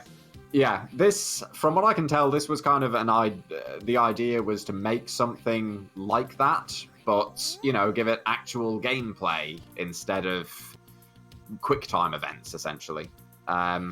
With mixed success, to put it politely. Yeah, you're pretty much right about that. From what I can see, though, the game company that worked on this game did work on Space Ace and Dragon's Lair. That doesn't surprise me. Some of the ports, the Amiga port, the DOS port for Dragon's Lair. Back in the day, I had the DOS version of Dragon's Lair 3. So odds are... I didn't have... Well, did they work on Dragon Slayer 3? Let me see. Ready Soft Incorporated. They worked on, Dragon Slayer 3, The Curse of Mordred. Tina has now caught up and is on the skiing. And we are going to get to... I have no doubt they're going to get through the skiing. The skiing isn't as bad as it looks. It's... there is a slight RNG factor in this. The biggest obstacle, weirdly enough, is the giant holes in the middle of the screen, because the hitbox on those is huge. Everything else you can kind of dodge by being pretty careful. The scary thing, I'm looking at some of the credits for the game, and the person who programmed the game programmed one other game that looks like it was a Mahjong or solitaire type game of sorts. I'm not completely sure. It's called Accordion, but yeah, so someone who made a card game on a computer came and made this game. I feel like they didn't do exactly the best here. This kind of fits the bill of being a really nice idea with horrific execution. And most of the execution comes down to the controls, both in terms of the fact that you have so many actions to perform with essentially 4 directions and a fire button. And there is a boss fight later on, which we will probably see, which has tank controls, just to give you an example of how awful the controls in this gets. But the other thing is that the controls are incredibly unresponsive. Yeah, I can feel that. There is a delay most of the time, which I think is partly because of kind of how set the animations are. It's not too bad on this level because Guy Spy has all of 2 frames of animation. But on most of the other levels, it's just horrible. It's so unresponsive. I'm a little bit curious, Faizu, because we were talking about this game earlier, and from what I understand, there are sort of branching paths or different directions you can go at one point. Yeah, that's the very next level after this one, I believe, which I don't think is meant to have branching paths. I think I just accidentally broke the game. Oh. I think I wrong warped and wound up about 4 or 5 levels ahead of where I was supposed to be. So for that section, I have given them, because it is a maze and everybody loves mazes, I've given them an exact path to follow. It is not the fastest way through the level, but it is a way that I can guarantee, I hope, will take them to the correct areas in the correct order, and everything will proceed normally, and I won't have to make our poor referees burst into tears. Sounds good. We usually don't like our refs crying, so that's great. Usually. I will say, I'm amazed at how quickly they blitzed through the first 2 levels. Like, I know that you were saying that you're saying that level 2 could potentially take a long time. If I had given them the DOS version, I would not have been surprised if they were stuck on level 2 for a good half hour. Just because of the dynamite throwing. Yeah, the skiing section is being particularly cruel right now. I'm wondering, actually... The sound effects are too good! The thing I've noticed in the skiing section that they're having the most trouble with are the guys that are hanging above, shooting down at them. Oh, Tina is through. I will say, you'll be seeing a brief pause at the end of these sections.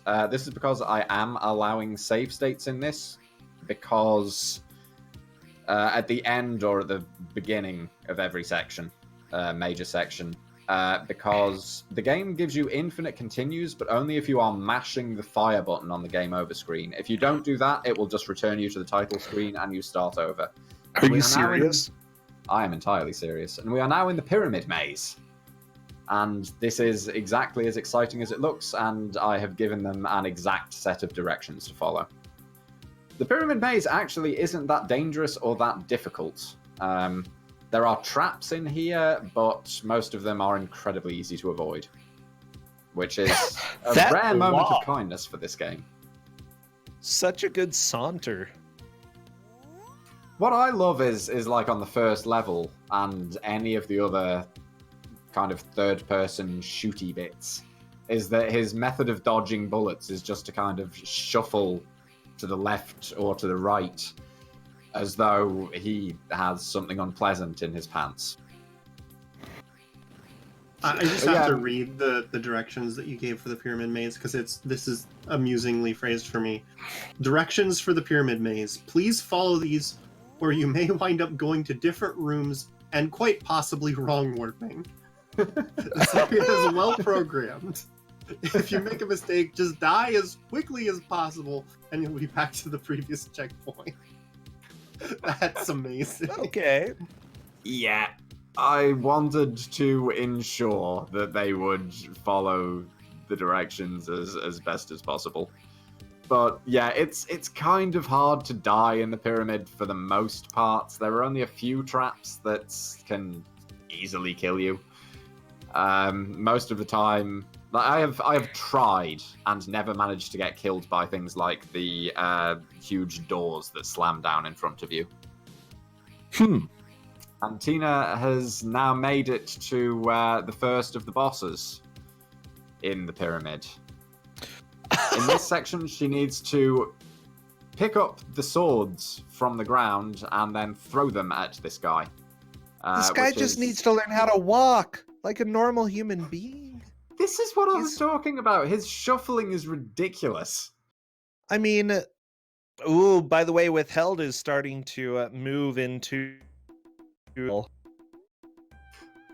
Interesting thing about those lasers that are coming down on Tina, they are actually a one-hit kill. So if you're in the middle of a picking up animation when one of those lasers is coming down, you're dead. If you are moving away from the laser when it hits, it will just do a bit of damage to you. But I'm kind of hoping, horrible as it is to say this, I'm hoping that we will get to see the laser insta-kill because it's a really awful animation. All right. Fingers crossed. You know what? It's fine. You know, the players are doing great. Taking a little extra time to have an insta-kill is fine. Oh, geez. Tina, these dodges. We are getting really close to some of these insta-kills. Oh, yeah. So, it's also question, where's your health here? Your health is on the left. It is well, on Tina's screen, 1.5 guy spies that are visible there. And the boss's health. How many hits does this guy take? A lot. It seems to do more damage if you hit him dead on. He kind of shuffles to the left and right as well. If you're on the left or right of the screen, you will inflict more damage if he's kind of standing on that side as well. Gotcha. It seems like sort of hitting him in the arms does a tiny amount of damage, but getting him full on in the chest does quite a lot. Tina got a pretty big hit right there, both on the enemy as well as from the laser. I think Withheld got killed by one of the snakes. I think so. The snakes, which make an odd jingling noise when they come down, because I guess that's the closest they could get to a rattlesnake sound effect. We don't know what snakes are like. I'm gonna put this jingling in here. I am legitimately amazed at... There we go, there's an insta-kill. There goes Tina. And a laser beam melt. Nice. Yeah, I'm amazed at how well they are doing in this so far. Like, this boss is kind of tricky, if only because if you try to pick up or throw a sword at the wrong time, then you're instantly going to die. I wouldn't really say it's RNG so much as it's just very, very timing based. And you don't really, when you're in a blind race, you don't want to be waiting for him to attack so that you can dodge and then throw. You want to hurry.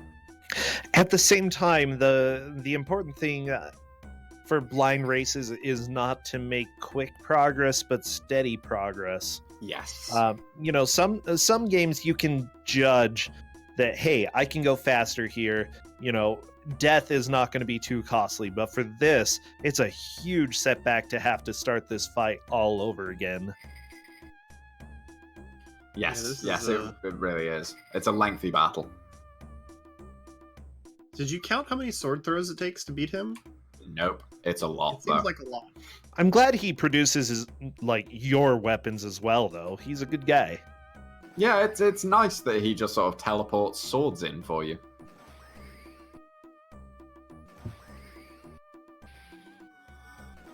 So I don't actually know too much of the story with this. I do see that you are a brave English soldier. You're trying to stop Von Max, who wants to build a doomsday machine with the special crystals. On every level, yeah. I was just gonna say, yeah, the Nazis have lost World War II, and the dreaded Baron von Max has discovered the Doomsday Machine, which is deep in Peru, in a temple, and he's gathering the magic crystals from around the world that will power it, so that he can destroy the Allies and so on and so forth. And so President Truman has sent in the super spy, Guy Spy, to stop Von Max. Oh, good. Thank you, Truman. And this is written in the manual in... You know what? I'm gonna check and see the word count of this story, because it is incredibly lengthy. I'm just gonna copy that and check. One moment. Okay. We're not going anywhere. We've got a sword fight going on. 872. That's my guess. I'm gonna guess like 3,000 words. 3,000 words. It My is. goodness. It is 3,116 words of plot. There we go. Oh my god. It is huge. And it is terrible. It's also written, like, all of Von Max's dialogue in there is written in incredibly cheesy German. This is so bad. This Did they is write the out Von. his accent? Like, Yes. oh no. Von Max looked Williams up and down. This is the Von. The first soldier nodded his head. So, you are the American spy. The Baron spat the words out. How easy it is to find and stop you. Are you serious? Yes. That is quoted verbatim. Soon I will have the crystals of Armageddon, and then all the world will tremble beneath my stare. And then your puny atomic bomb will be like a firecracker compared to my doomsday tower. When was this made? There are 3,000 words of this. I'm so sad. Like, here's the deal. I've got a master's in literature and writing, but this guy, who wrote this? Who wrote this crap? Let me find the credits. Amiga. To answer your question, this came out in 1992 based on my search. 1992. Okay, who was, like, there has to be somebody who wrote the manual. Maybe they're not credited. I mean, if I wrote this, I wouldn't want to be credited. They're not credited. When the DOS version came out, like, were they released significantly apart? Do you know? I don't know. I should be able to check, though. You unfortunately cannot sucker punch this guy. If only. That'd be amazing. You will be allowed to sucker punch people later, but I don't think they're going to get that far.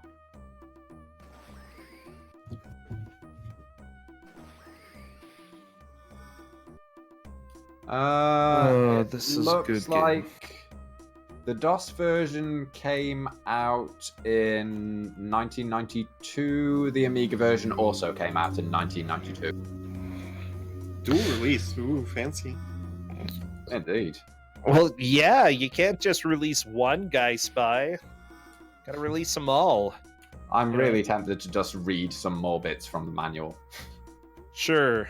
We've got time while they're throwing swords. Yeah, this is literally all that's going on right now. I mean, if we're here for the next half hour... They are getting close, I will say. As long as there's no one-hit kills, then it looks like Withheld, at least, is getting very close to this. And then we get a little bit more Pyramid Maze. If so, I'm really excited about the change in leads here. Even though this is a very very calm scene. There's lots of death in this calmness. The large black leather chair swiveled to face the table, and President Truman glared at the seated men. I don't care where the information came from or who attained it. This Baron may have a device capable of making the A-bomb look like the 4th of July. The president's gaze came to rest on General Atterman, still standing at the opposite end of the conference table. Truman gestured to one of his aides, and the man trotted over to the general's chair and wheeled it back to the table. Atterman sat and returned the president's stare. General, tell me more about this Guy Spy. Leaning forward in his chair, the president listened intently as Atterman began. If there was anyone who could deal with Baron von Max, thought Truman, perhaps it was the super agent, Guy Spy. By the way, both players have gotten an insta-kill just now, so we've still got plenty of fight left. By the way, I'm really enjoying this Truman fanfic, you know? Someone really loved Truman. The manual is a work of art. It is really, really, really lengthy because it describes every single level individually, both in terms of what is happening in each level, where your health indicators are, what your controls are for each level, and what the weapon controls are. It even explains where the health indicators are. Like, separately. The health indicators have a separate paragraph for every level. Are you serious? Yes. Wait. Did you link this? I gotta go take a look. I linked it to the players, yes. Because I'm not a complete sadist, and I thought that they might want to be able to look up the controls. Enjoy this 100-page document that we've got for you. Basically. Holy crap, this is huge! Yes, it really is. Holy crap! This is... No. The story is 3,000 words, and that's like a third of the manual. Yeah, I mean, in fairness, another part of the manual is kind of talking about how to get it to run on PC, on Mac, on Amiga, on Atari ST, how to save the game, how to load the game, how to quit. But then you have the last third of the manual is just descriptions of the levels and how to play them. Withheld's getting close, and she's starting to play it a little bit safer. See, after every sword throw, plan. She's waiting for a laser before she picks up the next one. That's a really good plan.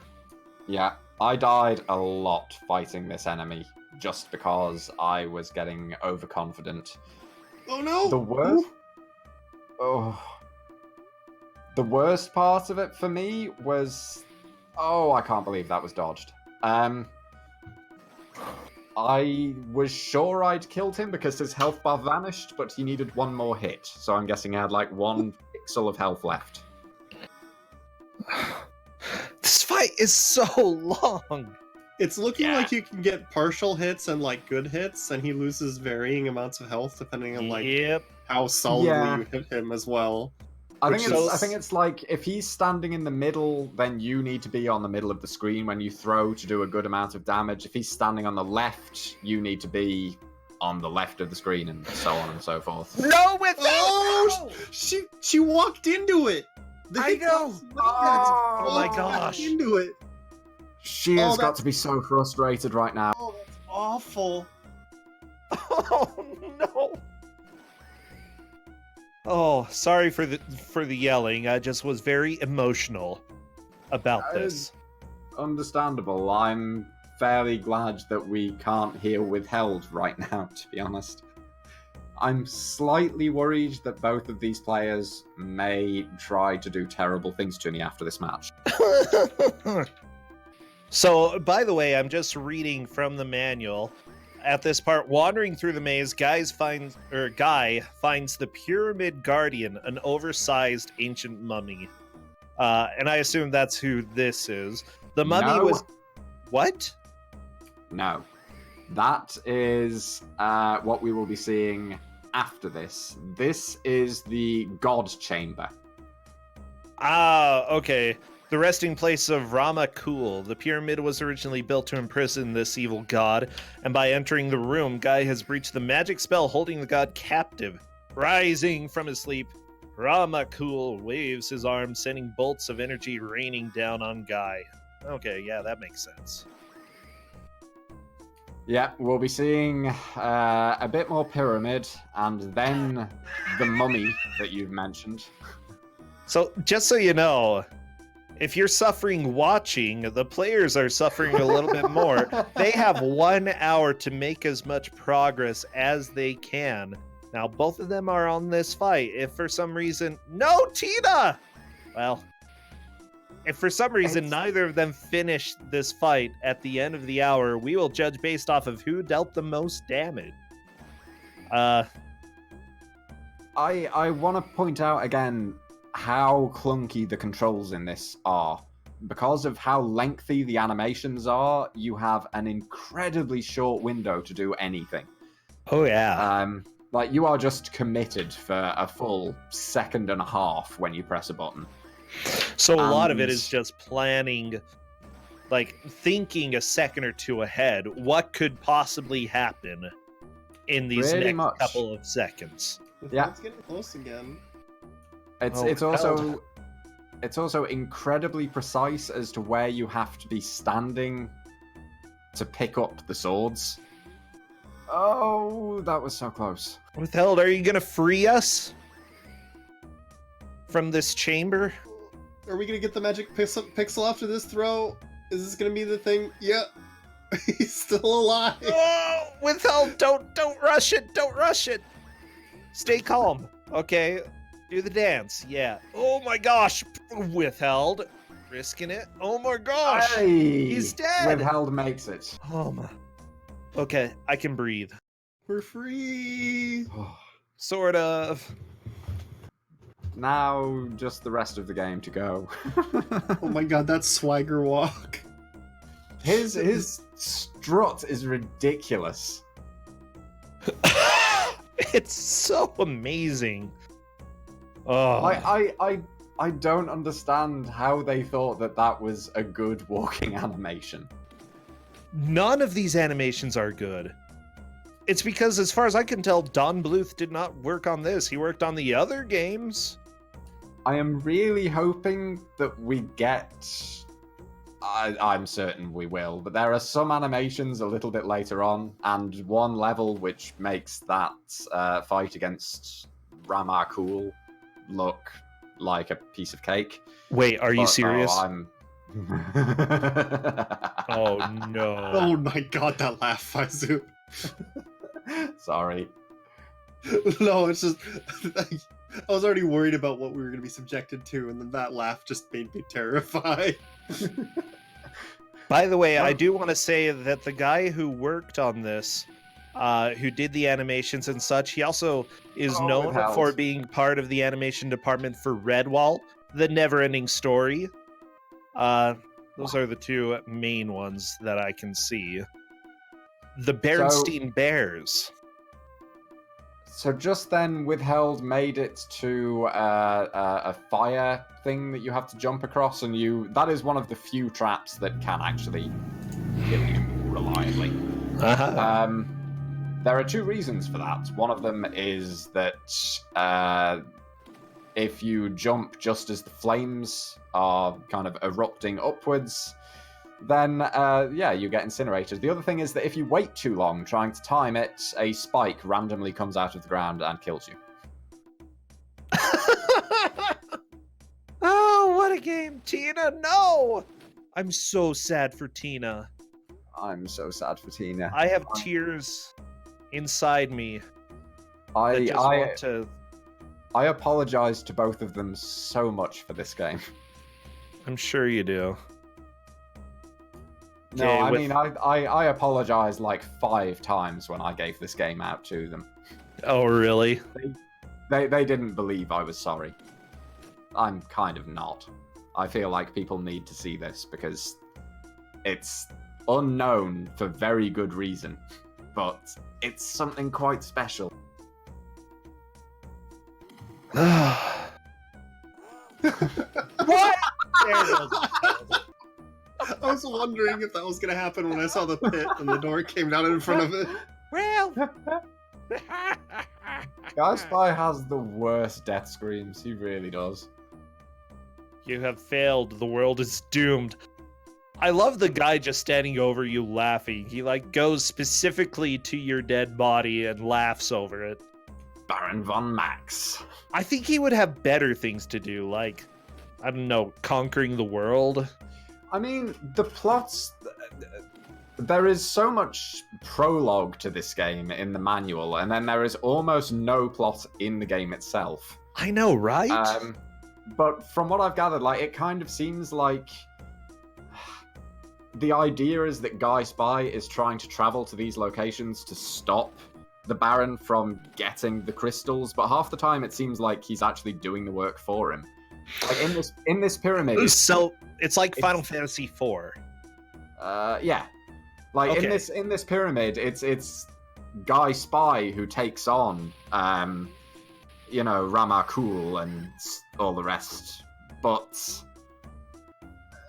at the end of this, spoiler warning, the Baron is going to get the crystal anyway. So would he have managed that if Guy Spy hadn't have come here? Don't know. I don't know. Oh my gosh, Tina, I'm just hoping that you don't die this time.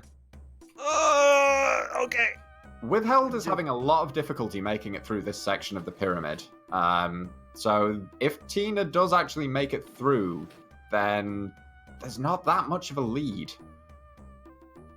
So, just as a reminder to people who were not here when we mentioned it before, due to concerns with the bugginess of the maze, they do have a list of directions to go through the maze to get to the end, but actually getting there is the hard part. I think so. It's just that there are some key rooms to go into that I think you can do them in multiple orders, or possibly skip a large portion of the maze.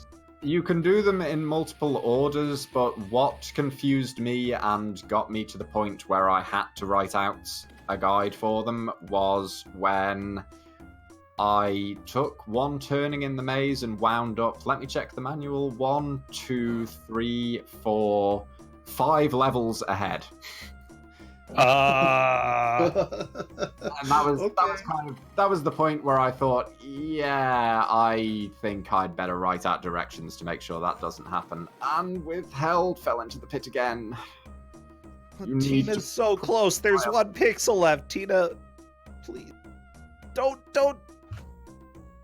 Oh my gosh, Tina! Tina did it! Tina's done it.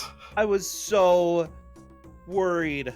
But there we go. So once again, even though Withheld got through there faster, if Tina doesn't have the same issues getting through this section of the maze, then again, there isn't much of a lead here. It's just a question of whether Tina dies to fire and pits and all these other horrible things. I'll be back in just a moment. I'm afraid you're going to have to commentate without me for a minute. I'm sorry. That's all right. By the way, I want everybody here to know both of these players actually played games in Frame Fatales during the last week on the GDQ channel. Withheld playthrough Final Zone. Tina played through Monster Boy and the Cursed Kingdom. So yeah, it was great to see the runs that they had. I know that I watched some of Tina's. I need to go back and watch Withheld's run. Tina Hex also played through our mystery game. Oh, Shantae, right? Yeah. Yeah, I did watch Shantae games, actually, because we had a little bit extra time, so she did the really short 25-minute run after that. Oh, sweet. Yeah. I caught a little bit of that. It was great, but I think I don't know what I was doing at the same time. Oh no, withheld! Unfortunately, not able to make the jump there, taking a death. Both of these players are seasoned speedrunners, and they have done a lot of work playing through games. Withheld here is representing our GMs, and I believe Tina Hacks is as well. The GMs are game masters for Kusogrande. They're people who generally choose the games. They're getting a little bit of their own medicine. I don't know. It's always fun to see people who subject other people to torture to go through the same experience. It makes me happy. I mean, we said that Kusogrande... Hello, I'm back, by the way. We said that Kusogrande was essentially Schadenfreude, the tournament. Oh, yeah. And this is kind of the revenge for everyone who competes in the tournament. This is where you get to see the GMs and the staff suffer through horrific games. Yeah, the thing is, Tina and Withheld both really enjoy bad games. So I'm not... I don't think they like this game, but there are a lot of games that they end up enjoying after it all. Tina, no! I'm curious to hear what they think about this afterwards. It's a very frustrating game, but it's also quite varied and novel. It's the pyramid that is the worst bits, just because of how samey it is. Yeah. The rest of it you can tolerate a bit more easily because you're always doing something new, but here you are just kind of walking through the same corridors over and over, trying to find your way out. Oh, boy. Yeah, you know what? I'm pretty sure Tina is running something at the next GDQ, if I'm not mistaken. I think it might be one of the Monster World games. Yep, she's gonna be playing the same Monster Boy in the Cursed Kingdom. Played during Frame Fatale. Yeah. So don't worry, you're gonna get plenty of Tina in the future. Withheld made the jump. Watching Tina do any of her speed games while she commentates is always a treat. She's very good at it. Oh yeah. Tina is very, very good. I mean, as is, you should be following and watching pretty much everyone who is competing in this, because they are all extremely entertaining and very, very good at what they do. Tina made the jump too, by the way. They are basically neck and neck almost. Yeah. I think there's like 1 or 2 screens difference between them. I'd say 4 or 5, something like that.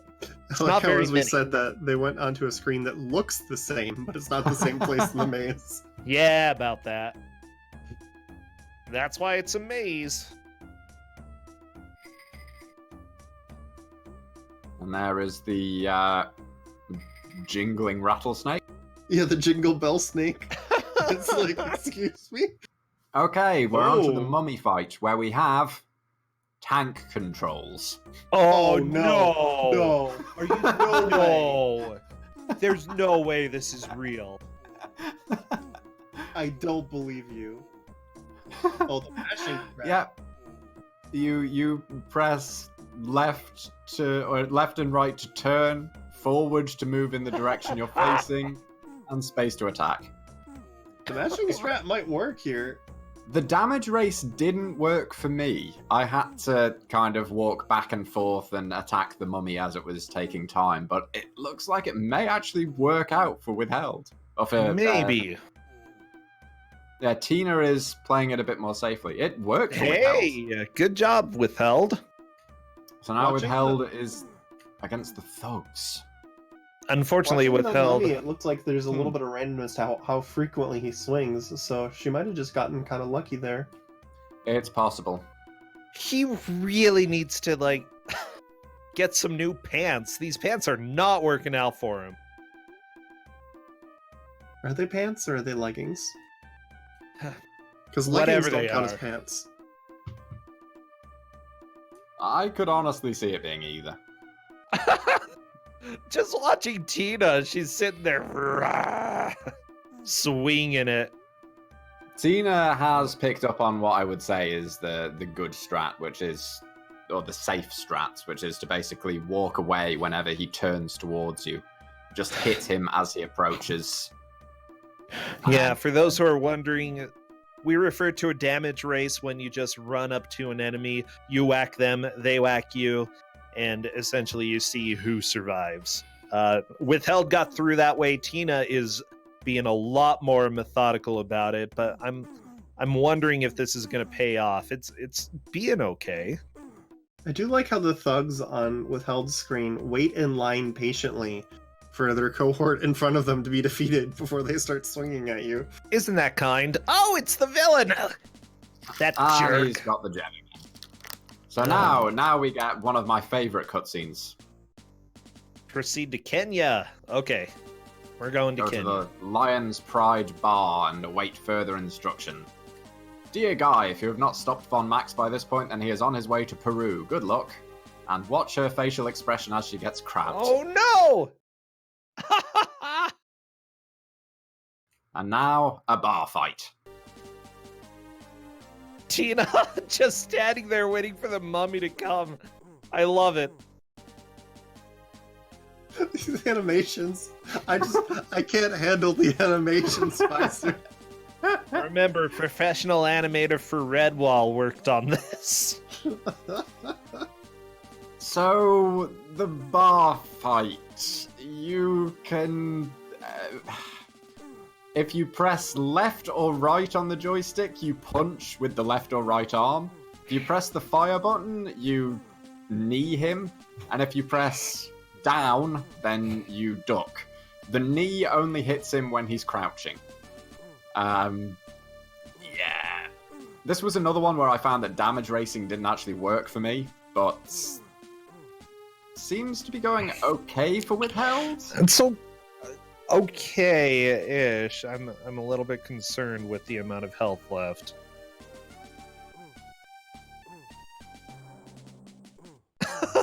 As well as with the sound effects. She might be able to get through this, though. Yeah, grab the beer mug. I think that might work better. There are so many... noise. What? So that good. is the same noise that Guy makes if he dies there, incidentally. Wait, really?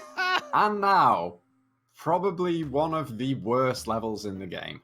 Oh, no. You get to do American Gladiators. Yep. Okay. As far as I can tell, there are an infinite number of the enemies, and you have to basically make it to the other side.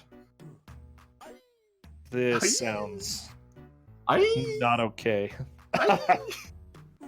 If they hit you, there is a reasonable chance that they will knock you backwards. Withheld is, again, having really, really good luck with this. This level took me such a long time. I really enjoy the chance clap in the middle of the music, too.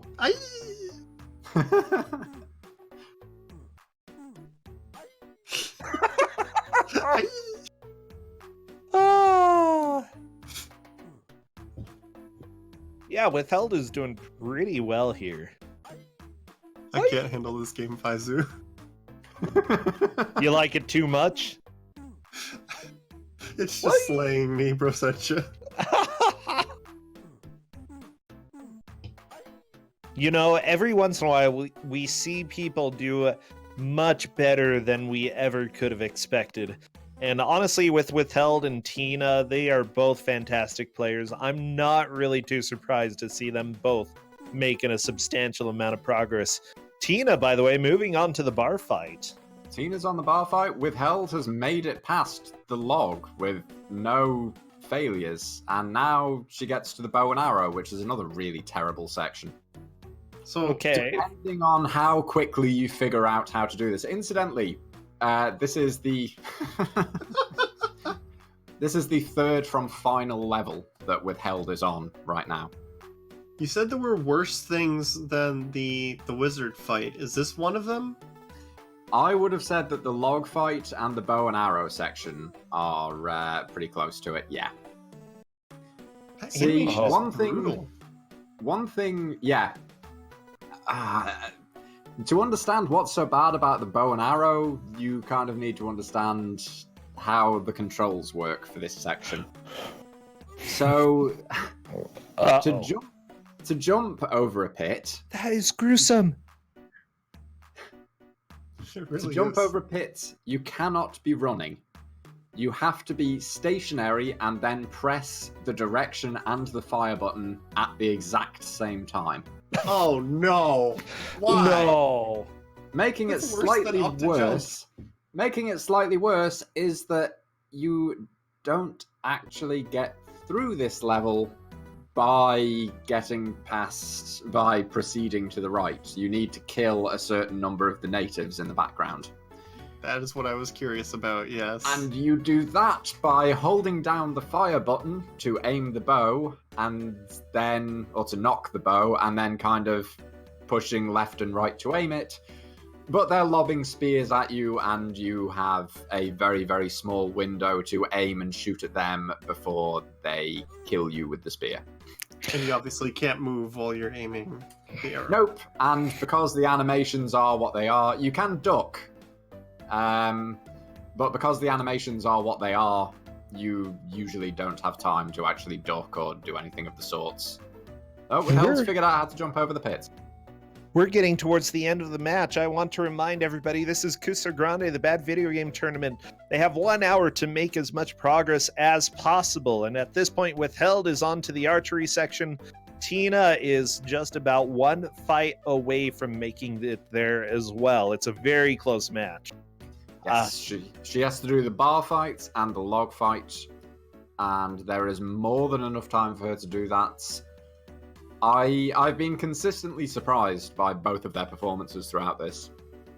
They've both done extremely well, but it would not be out of the question for Withheld to spend her last 10 minutes in this section.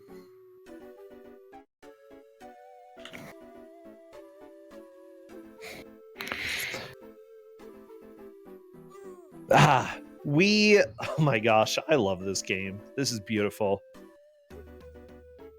I'm pleased with this pick. I'm glad that I got to hand this out. Tina's doing really well in the bar fight now. I think Tina's going to get through this time. Has Withheld successfully shot any of the natives yet? Nope. Because I'm thinking if they both get to this part, it might be based on number of natives shot, if that becomes the tiebreaker. It could be, yeah. Tina, again, I think, is, like with the mummy, she's figured out the safe strat, which is kind of throw a punch and then duck, and then if he ducks, you knee him in the crotch and repeat. And she is onto the dreadful log fight. Oh yeah, I forgot that the log fight existed already, Faizu. Withheld found a pretty easy way to cheese it. Let's see what Tina can do. Yeah, I tried my best to cheese this fight and failed miserably. Perhaps Withheld is just better at mashing?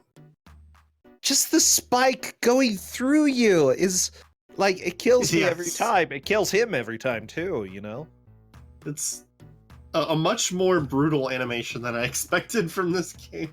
Like, all the comical and like the ski noise he makes when he wipes out and all the other stuff, and then just the spike through the chest was not expected. Or even the sound when you were turning on the skis, the shwee, shwee, shwee.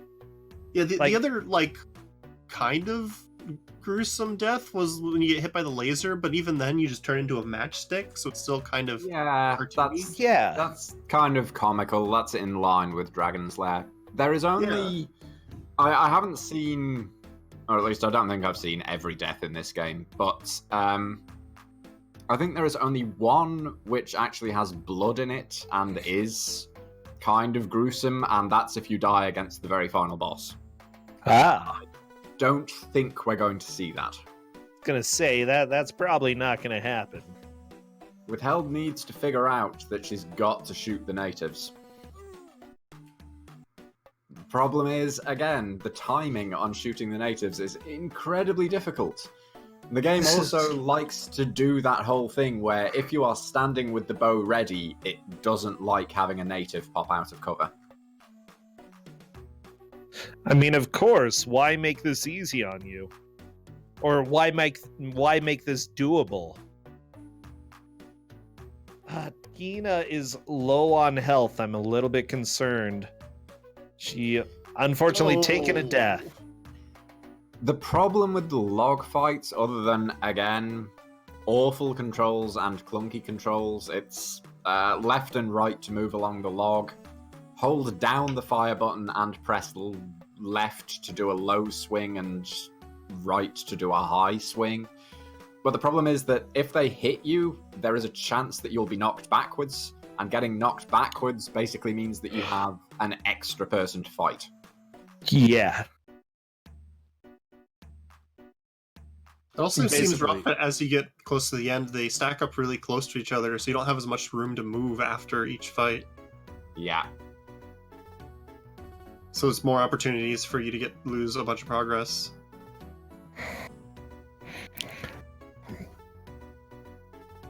Oh, jeez.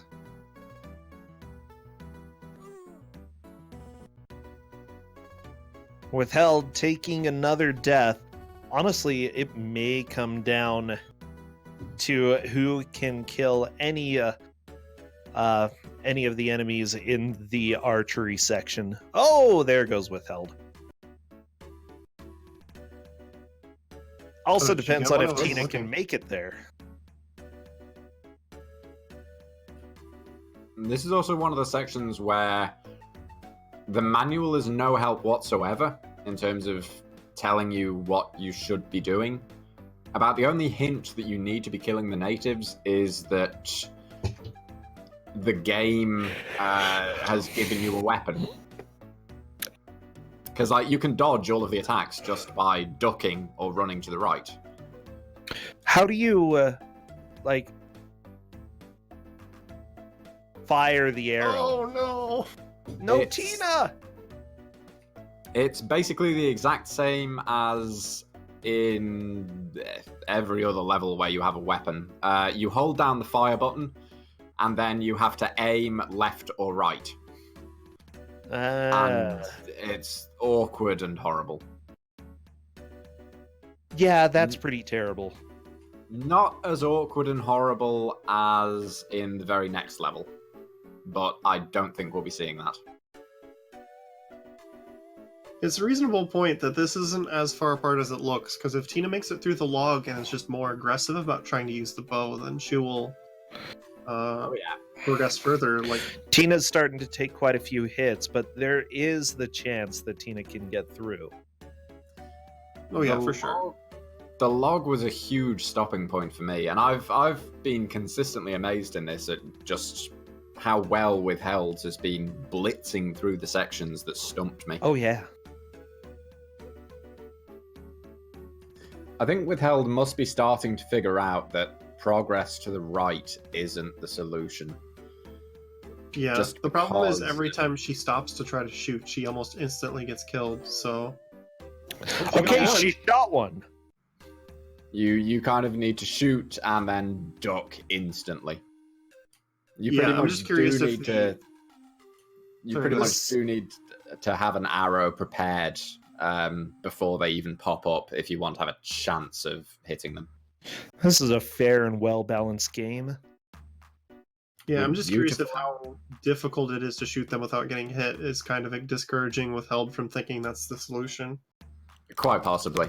It is really, really difficult to do it. Tina made it through to the next level. Ooh, this is down to the wire again with 3 minutes left. Yeah. Okay, Tina managed to shoot. I don't believe she hit anyone. I'm gonna put her audio on so I can hear if there's a death. So, don't worry, I'm listening to Tina. Oh, this is so close. How are all the invitational matches this close, consistently? It's kind of ridiculous, but we've got 2.5 minutes. There's time. In those 2.5 minutes, will Tina figure out how to jump over pits, or will she just shoot at people? Hey, Oh, Withheld has got a good definitely shot. killed someone. Tina knows how to jump now. Tina knows how to shoot as well. I think Tina is starting to get this figured out. Which is good. She needs to know ASAP. This is so painfully close. And if it goes 1 kill to 1 kill, Withheld got her kill first, so she definitely needs to pass her in kills. Yes. If she wants to try and take the lead at the last second here. And Withheld falling into the pit. They're still kind of both doing the thing of moving continually to the right, which isn't really essential for the most part, or at least not that I saw. I think the other thing that's probably throwing them off is in a similar level like this in other games, there would be a point where you could stop scrolling right. And it'd be like, hey, this is the edge of the level. And that's kind of your cue. No, you have to stop and shoot them. But this seems to just go on, so they're not getting that cue from the game, no, you need to stop and fight. So it's kind of hard to figure out from that, you know? I might be wrong, or this might just be a kind of a headcanon thing again, but after playing this for a while, I kind of figured that it might be meant that it's the path that Guy is on is actually a circle around where the natives are. Hey, Tina killed 1. If Tina can get 2 kills on this last attempt, she takes the victory.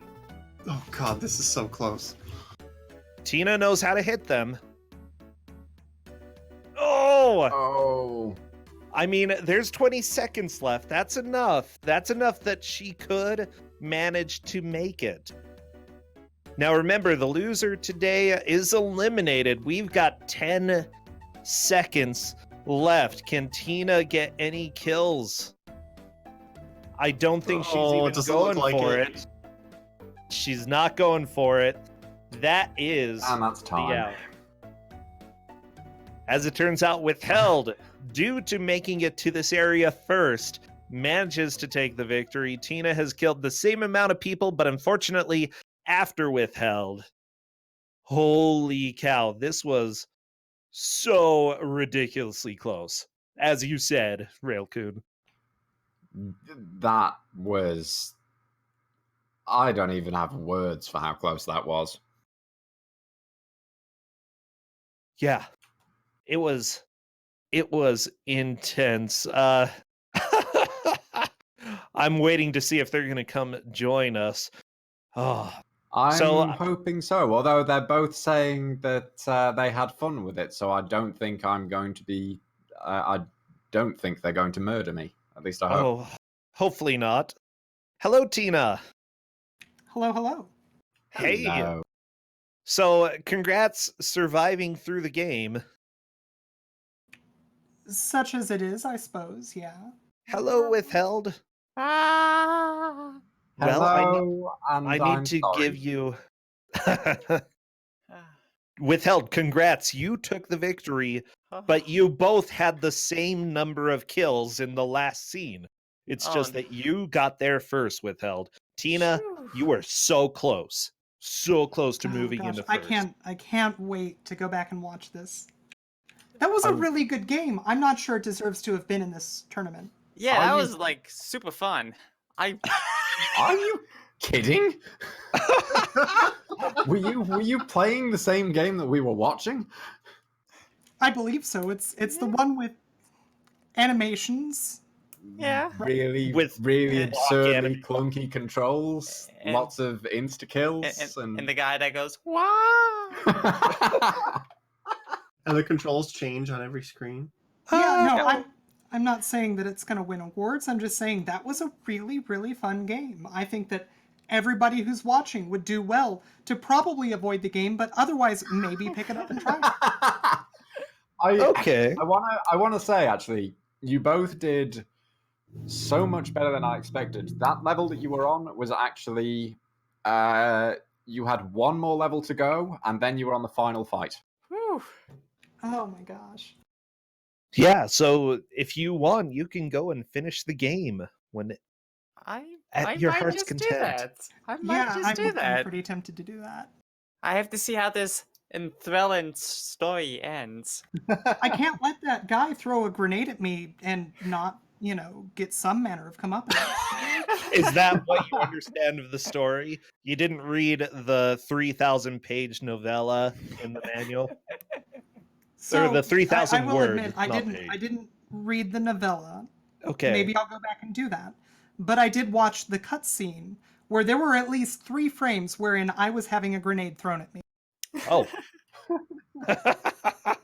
Okay, good. Well, that's all you really need to know to play the game. That's enough. That kind of gives you enough impetus to go after the evil Baron von Max. Yeah, he's a bad guy, I'll tell you what. He wants those crystals. Oh yeah, Tina, withheld. He stole a crystal from you. Did you know that? I feel like that's well conveyed with just everything in the game. It makes it very clear that crystals are involved Okay. and that you're going after them. Okay, good. I'm glad that you knew that. Did you partly get that from the fact that the game is called Guy Spy and the Crystals of Armageddon? That might have played a small part. Yeah, just a little bit. Oh. Well, honestly, it was so close. There were lead changes throughout. Withheld, I think about halfway through, got the lead and didn't lose it, but Whoa. still, there was so much I'm gonna amazing guess it was gameplay. during the magic fight, which, Yes. oh boy, that was a fight. You That both was- struggled. That was such an intense fight. It's like a bunch of mind games you're playing with an AI that doesn't really exist. Yeah, he does. I kind of feel like you're putting this on a vastly higher pedestal than I did, because I did that bit and I was just thinking, okay, I need to time everything perfectly so I don't get hit with an instant kill lightning bolt while I'm in the middle of a 1.5 second animation. Oh, for sure. I was in a battle of wits against somebody rolling dice, and I still managed to lose many times. Oh my gosh, there were so many deaths, and I'm glad that both of you had last-minute deaths on that guy as well. Like 1 pixel left or so in his health bar, and bam. It was sad, but it was also really funny. I can Well, say that any, I think it might have been funnier for some of us than others, Percentia. I mean, maybe. I think that seems like another Kusogrande motto. It was sad, but it was also really funny. Yeah, in essence. Well, I think that Railcoon probably wants us to start getting towards the last match of the night, because we've got one more. Anything you want to say before taking off? Tina Hacks first? Just thanks for organizing this. Thanks, GDQ, for hosting it. Yeah, this has been a blast. Yeah, Tina, you're eliminated, but you can come pick some more games. Don't worry. I've got some picks. Oh, good. No. I'm excited. Withheld, anything you want to say before we go? Just one thing. Wow! Such an a good appropriate sound ending. effect. Thanks so Well- much, Tina, Withheld, and Faizu, and congratulations once again to Withheld. Thank you. Yes. Congratulations, but GG was- to both of you, and thank you for Yeah. having. It was a great match. Super enjoyed playing with you, Tina. Yeah, likewise. And with that, we're going to go to a quick break. We'll be back in a few minutes with Dana Chrysalis versus Church and Sarge for our last match of the night. Ooh.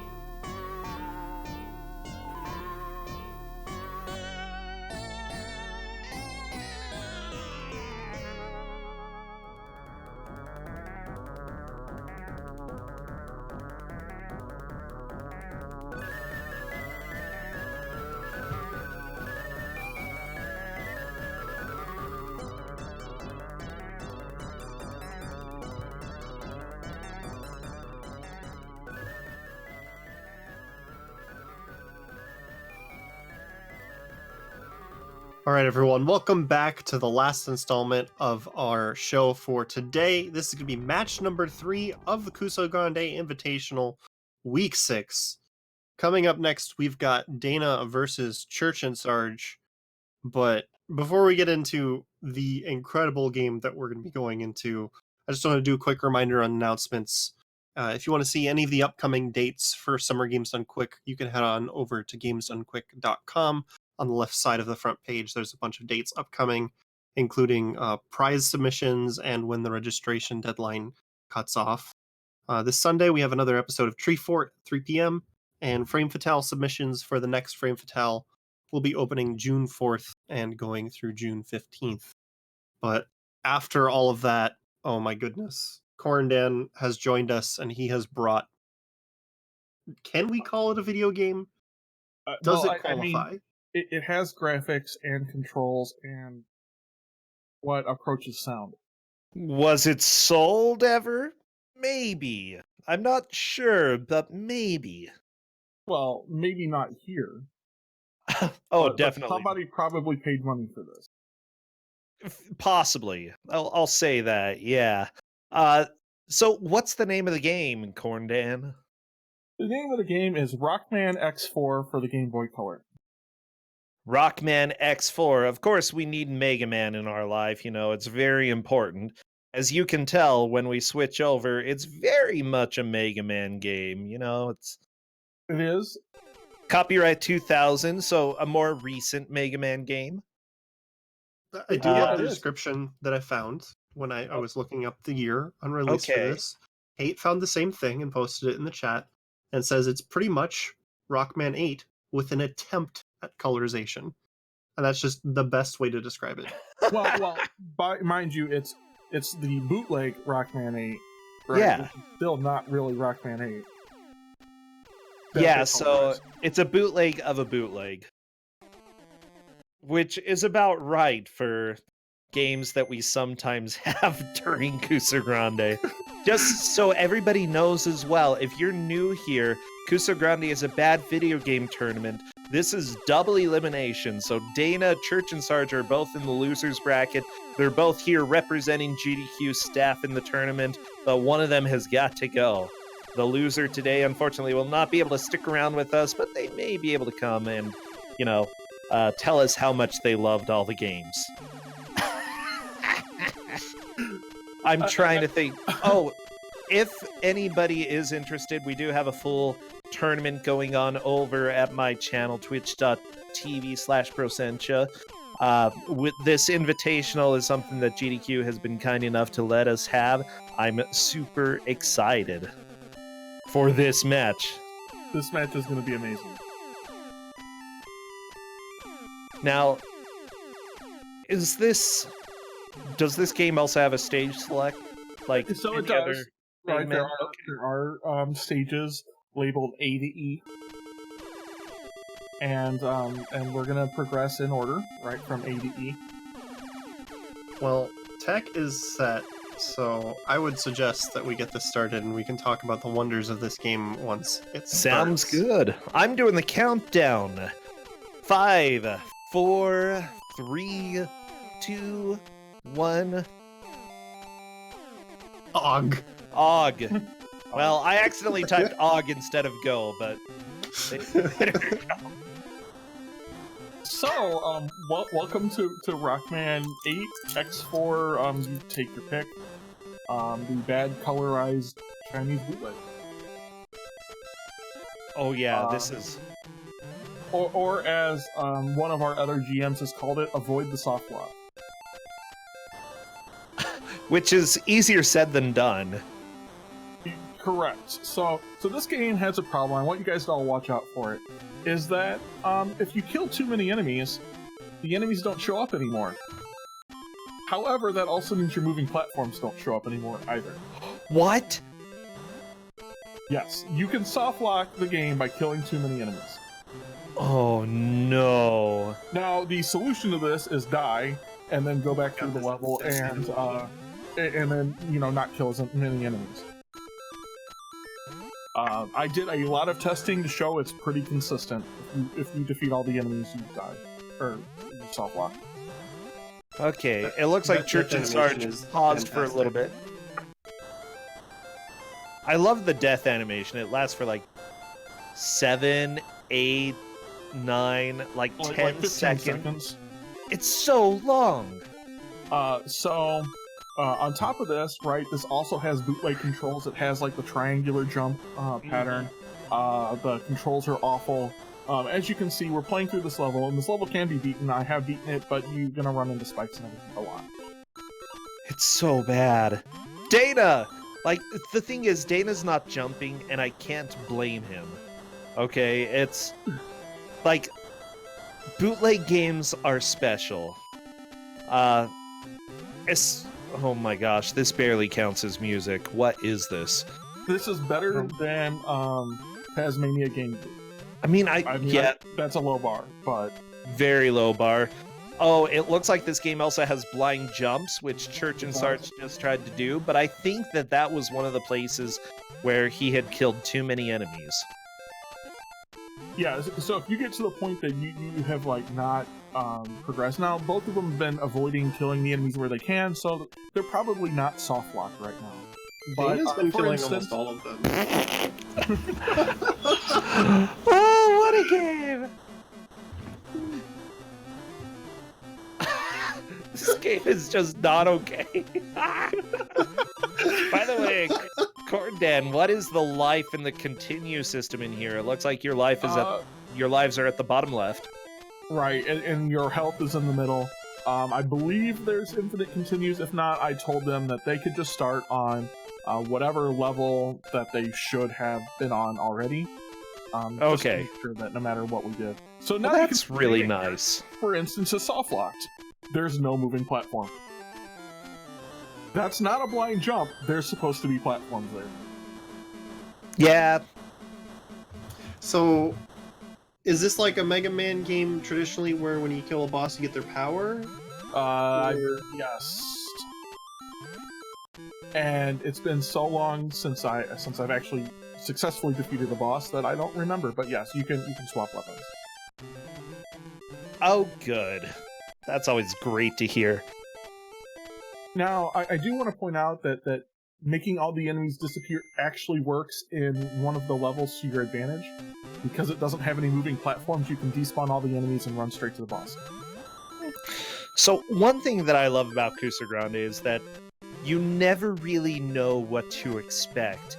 Because instead of having linear difficulty where games get worse and worse as you go on, sometimes you get Guy Spy, sometimes you get Rockman X4. Oh, and this is a pile of butts. It is so bad. It's bad. The biggest pile of butts. Dana, unfortunately, caused the platforms to despawn because he killed too many enemies. Right, so I did just throw back in Discord for them a reminder to remember the very important message we told them before, and that is kill less enemies. So good! Has level 1 been finished? No, level 1 hasn't even made it past the first moving platform because Softlock in there. Yeah. I mean, I think and Dana has found that he's soft-locked again. Let's see if he is going to remember the very important message. He's resetting. That's a fine idea. Honestly, when it comes to bootleg games, sometimes the longer they run, the weirder they get. Yes. Yeah, and, eventually you can run into problems that a quick reset will fix. So, one other note in here, for everyone. As far as I could tell, in playing, there are no checkpoints in these levels. Yeah, I mean, that looks right. Dana is killing fewer enemies, and guess what? We've got platforms. Well, We didn't fall through it this time. We don't have all of them. We have one, though. We have one. So Dana needs to kill less enemies. He landed on it this time instead of falling through it. Corn Dad! This is terrible. It's so bad. Isn't it a wonderful game? It's great. This is all I ever hoped and dreamed of, you know? Oh, Church and Sarge! Trying to get past that bird, but unfortunately couldn't figure out a way to do it without taking a hit and falling into the pit. Okay, I'm hoping Dana... Yeah, Dana has more platforms. This is good. Oh, we got across the first We did. pit of moving platforms. We've got progress. However, don't kill that bird above you, like, if you can avoid it. Yeah, I think taking damage and then making the next jump is a good idea there. Yeah, and because even where you do have to make kills, right, the health pickups it does give you are pretty generous. Oh no. Is this a blind jump or... Nope! Yeah, no, there's supposed to be a bomb there. Okay. So it seems like the way you have to do this is just damage boost through everything, and then when you get low health, kill an enemy for the extremely generous health pickups. Pretty much. Or figure out it's a level that you don't need moving platforms on, and then just kill everything and run to the end. This is so bad. Brutal game. Like, I don't even... I would say, is that dev intended? But I'm pretty sure no. I'm pretty no. sure... Not only am I pretty sure it's not dev intended, I'm pretty sure the devs didn't care when they found it. And If Dana they got some did. bad luck. where he Ooh, killed very 2 or nice, 3. Dana. Yeah, Dana managed to do some damage boost through enemies and using iframes in order to make it to a platform where he could stand on there. There's some advanced tech that the players are doing in order to try to get through some of these places without killing enemies. Sure, so, Mike, we did mandate a stage order of going in alphabetical order A to E. But I'll be honest, I'm not sure how far we're gonna get. That's fair enough. But Dana made it past the next platform that he soft-locked on. But he's killing more enemies. I'm very concerned. Because I don't know how many moving platforms are going to be there in the future. Looks like Church and Sarge took another death. Dying on the first stage is not a huge deal. Oh, Dana did a blind jump. The thing is, bootleg games, not only do they have glitches, a lot of the times they just don't pay attention to mechanics that are basically something standard these days, you know. You want to be able to see where you can jump. Jumping into the void is not something that's generally accepted. Dana, no!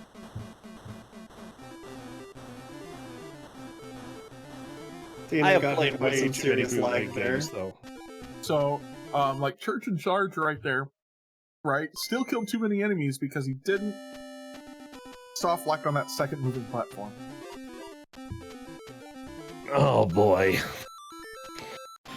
Both of the players are making steady progress. Remember, even though it's a race between them, usually the best mentality I think to approach it is to think, how can I make a little bit more progress this time? Don't even think about the other people who are playing, because honestly, nothing you can do will affect their progress. It's just you. It's just like running a marathon, you know? There's gonna be someone in front of you, there's gonna be someone behind you. You can't really affect how they're doing, and if you do, that's probably not approved, might even be illegal. Don't do it.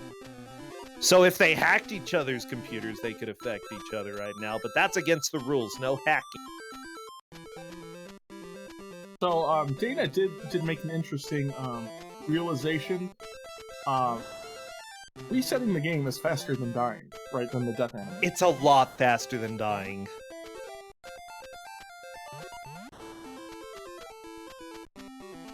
I just love it. It's like, if you take a death, just reset. There goes Dana into the pit. Is he gonna... Yep, he's resetting. It's a smart idea. You want to minimize the amount of time that you have between attempts. I think it's a great idea. Church and Sarge appears to be getting to one of the platform. He's just not going to be able to do anything here, right? Nope, it was a blind jump. That was a blind jump. But unfortunately, the moving platform there is gone. Dana still has a little bit of a lead over Church and Sarge then. I believe Dana was able to get there and there were still moving platforms and he was able to get up there. Is this speedrunning? This is racing. We have 2 players who have never played this game before trying to make as much progress as they can in an hour. The reason we limit it to an hour is because, do you want to see more than an hour of this? Really? I mean, I played this probably about an hour and a half, and that was about an hour and 29 minutes too much. I have noticed one thing, a problem with the general strategy of trying to damage boost through enemies and avoid killing them. Dana has gotten a couple really bad luck streaks in classic Dana fashion, where he's low health and he kills 3 or 4 enemies and doesn't get a health drop. Happens sometimes. So he's kind of getting forced into killing more enemies than he wants to sometimes, and then that's led to a couple of the instances where he didn't have a platform. As it turns out, chat does want to see more of this game, so somebody better speedrun it. Submit it to GDQ, I guess. Oh no, why? Real Coon, we're here for you. We're here to give you the games that you need. I don't know if this is one of them. This game is perfect for the Mega Man block at GDQ.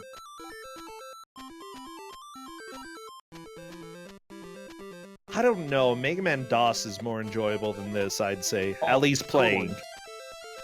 Yeah, so this is definitely more fun to watch, just from the context of, does this work or not work?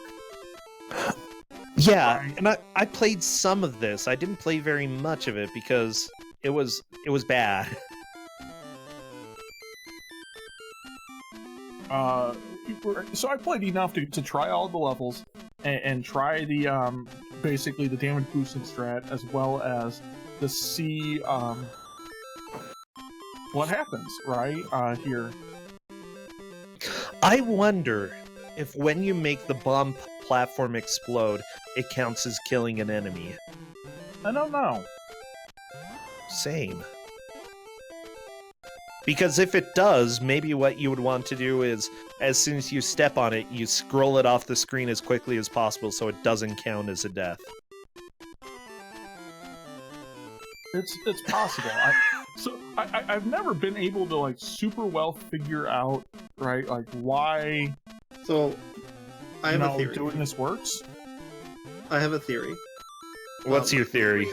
Is that it's a sprite limit issue, and the game isn't clearing sprites when you leave the screen. So every time it kills an enemy, it creates the death animation, which is probably a sprite. Every time they drop a health drop, that's a sprite. So I think just going through over and over again, and it's not removing the sprites from memory properly, that means that it's just adding and adding and adding to the sprite limit until it can't spawn a platform. This is... Oh boy, Dana is pausing for a little bit.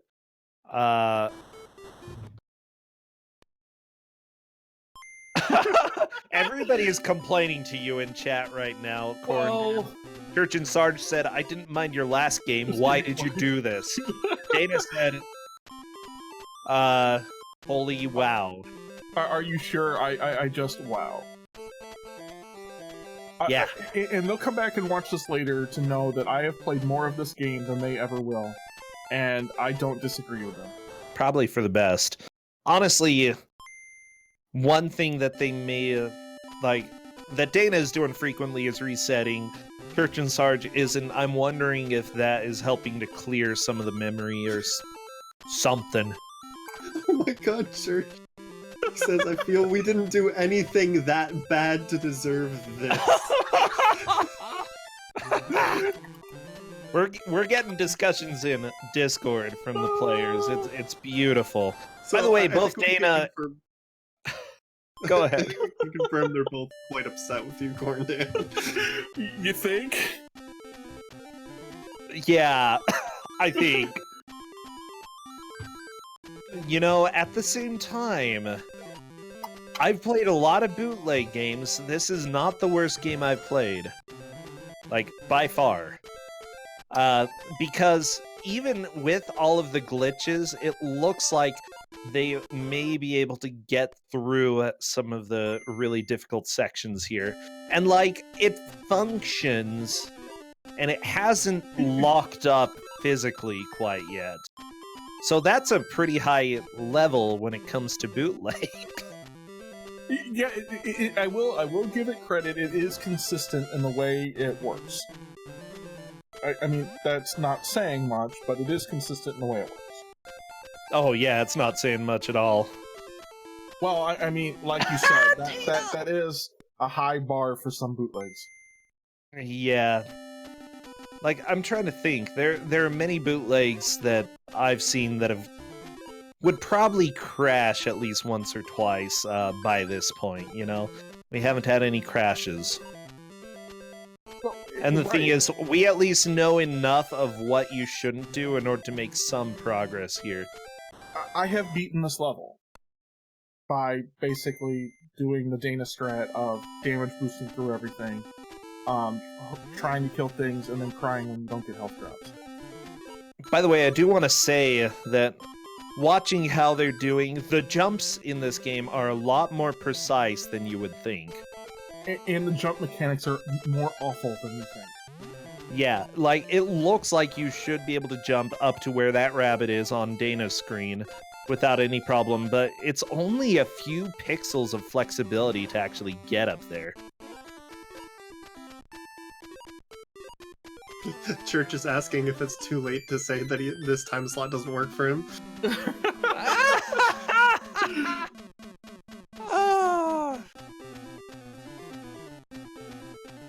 I mean, this isn't Hummer.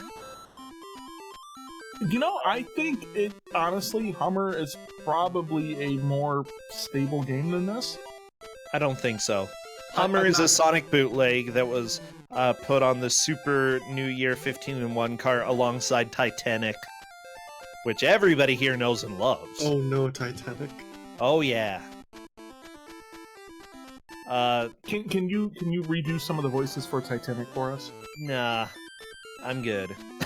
I feel like the Titanic voices were very special. We can't yeah. reduce the specialness by using them too much. Yeah. Okay. And the thing is, with Hummer, I don't know. You can get stuck in walls. Any Sonic bootleg any Sonic game you can get stuck in walls. Of course, Sonic bootlegs are going to get stuck in walls. Well, Dana just discovered you can charge the Buster Shot Yes. while standing there staring at a platform that has unloaded. Well, or is this one the blind jump? We won't know until Dana goes.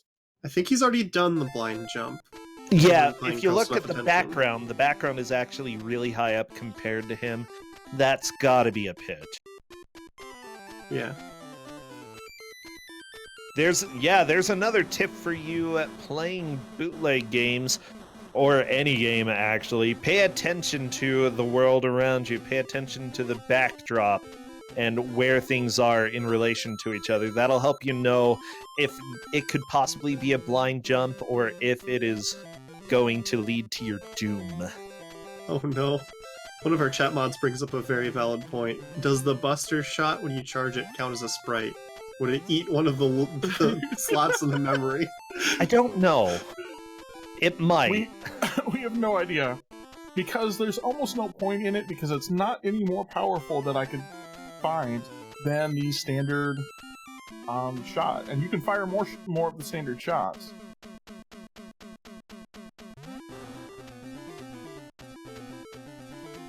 Okay, Church and Sarge taking a death right there. How far did you get in this in an hour and a half, Corndin? Well, so I will say the hour and a half was segmented. So I made it to the boss in this stage. I made it to the boss in the forest stage. I did a bunch of testing on the sprite deloading to see how consistent you can make it, and I played all 5 levels. How consistent did you make it? So the sprite unloading the platforms is consistent. You can consistently make it happen. No! Dana went through the That's not platform! fair. That is not fair. That is not fair. Oh my gosh, I am so angry at this game right now. In Dana's stead, I am angry. And we got a, "Oh, come on" from him in all caps. Well, and you know what? That's legit. Oh my gosh. But these are bootleg games. That sometimes happens. So part of the puzzle is going to be figuring out what way does the platform move that can guarantee that I can jump on it. And Corndan, in case you missed it, Liz Star is asking for all of the science behind the unloading. I definitely saw it. I have, like, it was enough. I didn't do, like, everything be like, if you kill 3 of these guys, it deloads this. But I definitely did if you kill, like, I think it was on this level to start, to unload the first platform, I think it's like 4 enemies. So you don't have a lot to work with.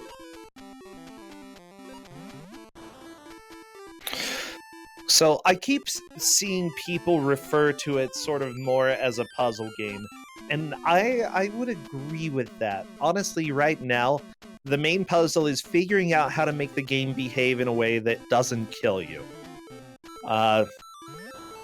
Which is not the typical standard when it comes to puzzle games, you know? Unless it's like... What is it? I don't know. I do like Dana's strategy in general here. When it comes to the flying enemies, he's trying to damage boost off something so that he can jump through them with iframes. Yeah.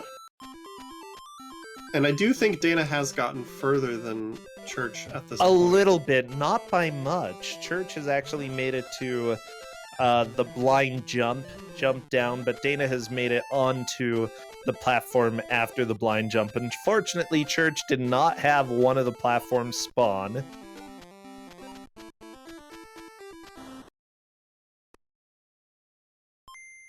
Bootlegs are so bad.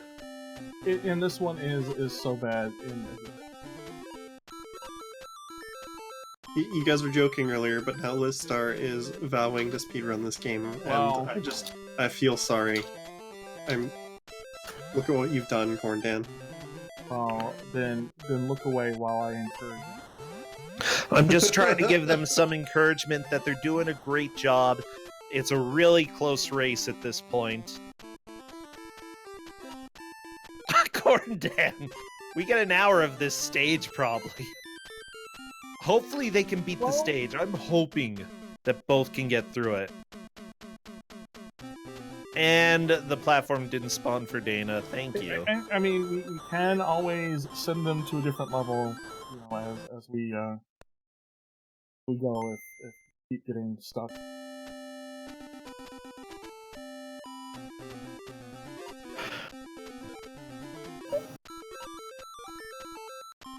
Which level?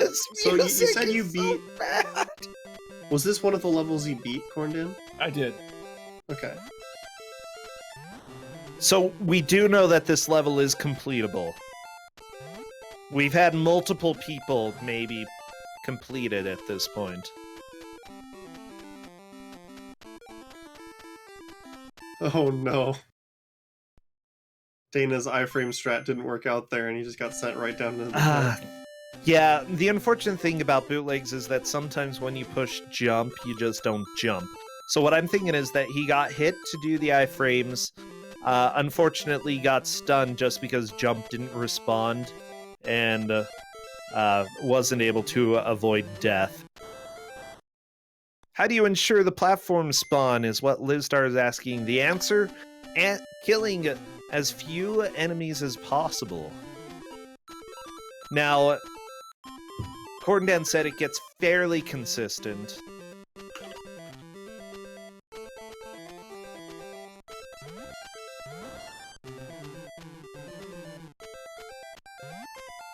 So, yes, it is consistent. The game's physics, I'm going to use that term super loosely, game's physics engine is thing, and it at least works the way you think it shouldn't. Okay, Dana got the platforms to appear. That's great.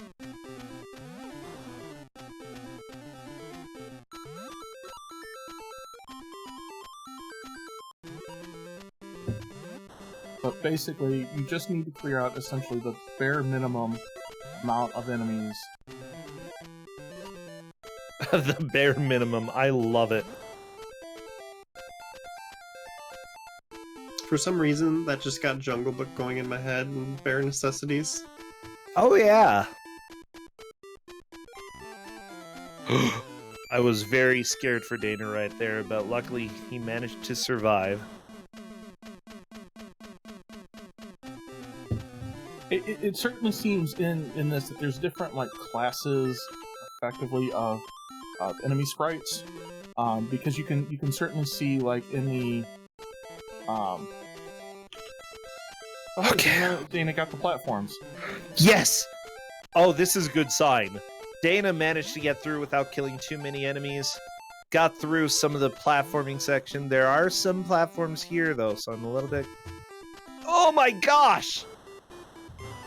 That How one's do a you- tight one. You Yeah. can land on it, but that one's definitely a timing thing, and not... Just to confirm, since I see a few questions about it, the runners were told that in order to make sure the platforms spawn, they do have to kill less enemies. They So were both know told... about this. It's just difficult to manage. Yes. They were told multiple times, and after they started, I even sent them a reminder. Yeah, if they find themselves in a softlock situation, they just need to kill fewer enemies. And it's definitely a message we have passed across. Why... The question, why kill so few? It has to do something with sprite memory, and killing enemies Yeah. just ruins it.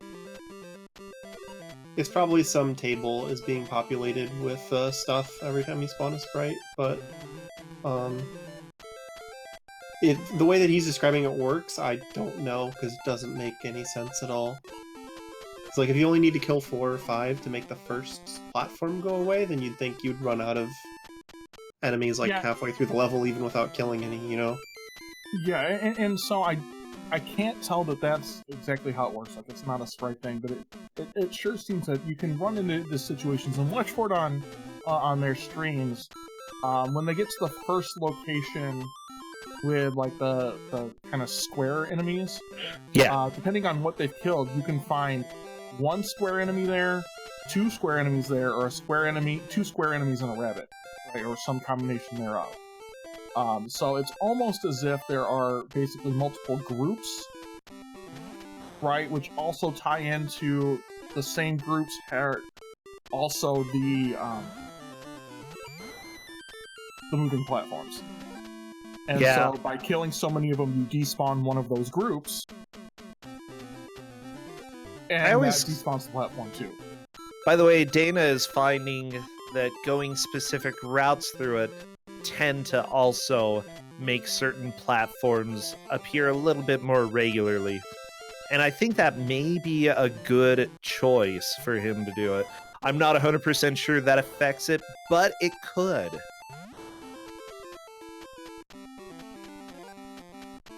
We made the jump. I want to see how Dana is able to do in this section. It's a little bit stressful. It's going to be a blind God, jump. A blind jump. No! Oh,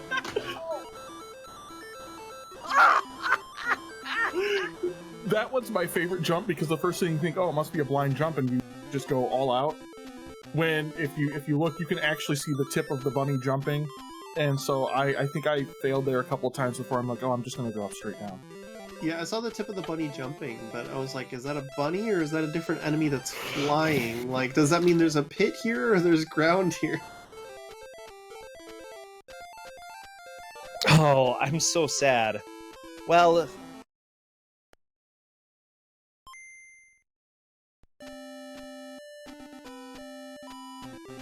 Oh my gosh, what a video game.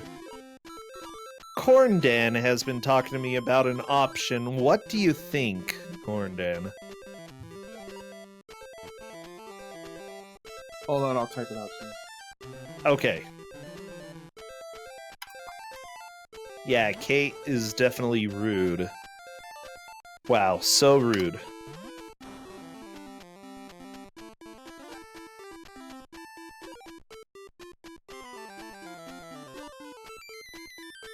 Okay, I think we have made an official decision. Corndan, if you want to let them know, go ahead and message both of them. We are going to have them reset and move on to level B. Because right now it's pretty much a tie for how dumb this level is. Dana, however, has had the advantage and has made the most progress through stage 1. So I think that could...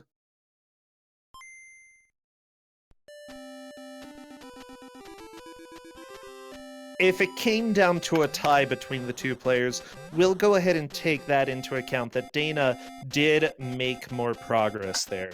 Okay, we have let them know to move on to stage B.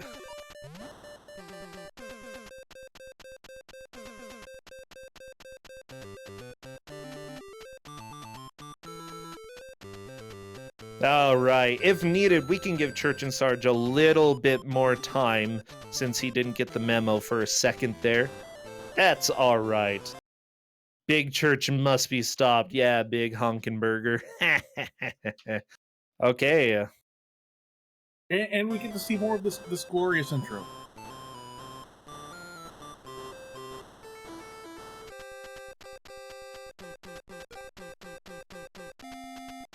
So now we're moving on to Grenade Man. Grenade Man? Grenade Man. Ooh, okay. I'm glad it's starting with some floating platforms. Just so everybody knows, we moved on from stage A to stage B because neither player had made significant progress. Neither player had made it to the boss there. However, Dana did make a little bit more progress. We may factor that into a decision for who wins if it comes down pretty tight between the two players. Okay, Dana is pausing, probably typing a little bit more. He is saying that this is the most counterintuitive Mega Man game ever, quote-unquote, made. Yep. Faizu, I played a teeny bit of this. Like, I think I played 5 minutes. Church and Sarge through the platform. Did you see that? He got hit by the enemy and it clipped him through the bottom of the platform. Okay, so that's another piece of the puzzle. Do not get hit by enemies when on moving platforms. Oh.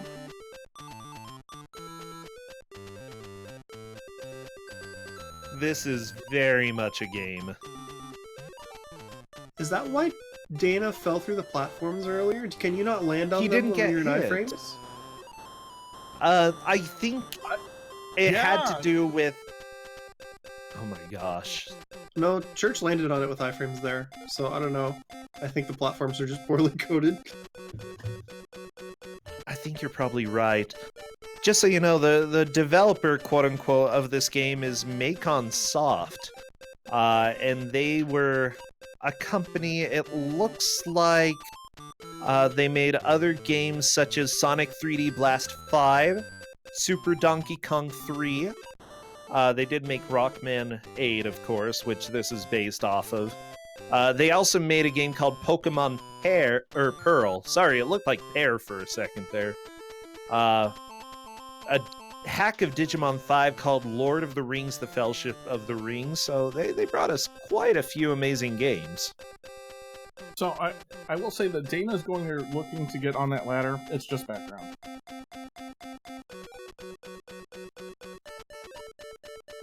It's just background? Oh, what a game.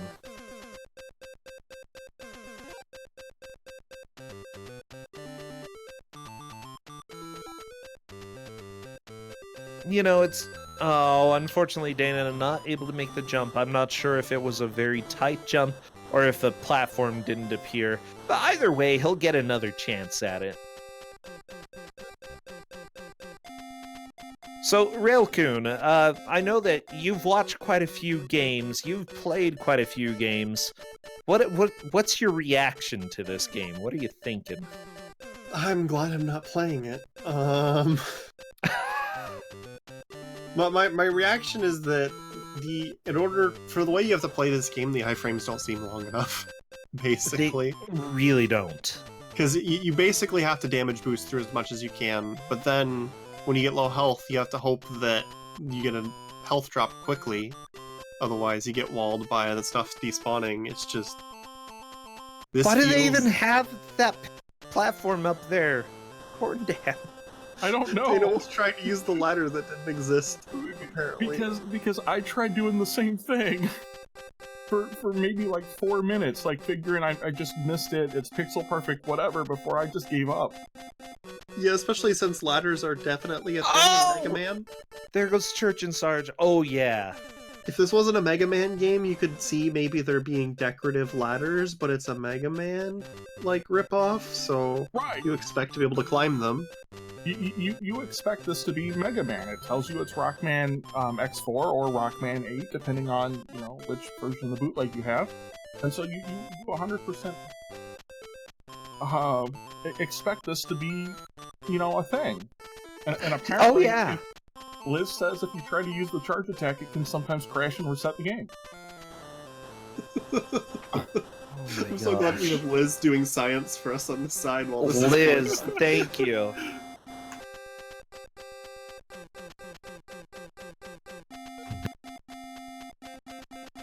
Wait, there's another Was it this game that I was testing out? Because I remember dying would cause the game to reset, but I don't remember why. What game was that? I did have you play this game. It might have been this one.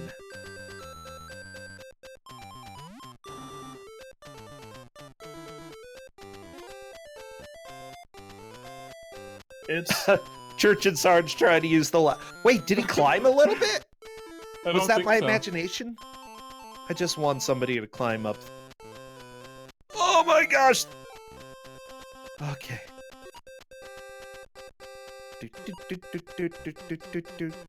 This music is too strong. It's amazing. It's certainly something.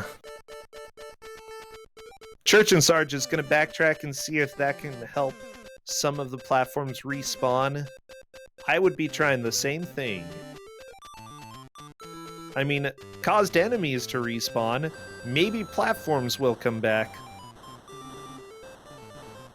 So, chat's asking why this is an intended mechanic because it seems so counterintuitive, and the answer is I'm pretty certain it's in fact not an intended mechanic. Oh my gosh! Okay. Yeah, this is bootleg. And let's just say that bootleg games have a few intended mechanics and a lot of unintended mechanics. Yeah, a big thing to consider with bootleg games is that often they have almost no testing, if any at all. Yes. And they'll basically just run through it to make sure it works in the very barest sense of the word, and they don't care if the bugs make the game almost unplayable. No, they just care about a quick sell, If it looks like a game that people might buy, then great.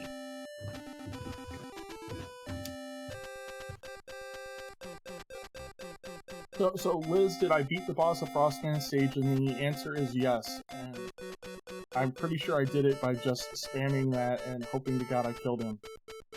Yeah, Church and Sarge managed to make a huge amount of progress in this stage, by the way. And Dana goes through the platform. These platforms are so rude. Despawning, not always being solid. Yeah, I think it's partly when the platform is moving up, it's less likely to actually catch you. Like, you can sometimes still land on it, but sometimes there's just not any hope. You're gonna fall through. So waiting until it's moving down is probably going to be helpful for the players.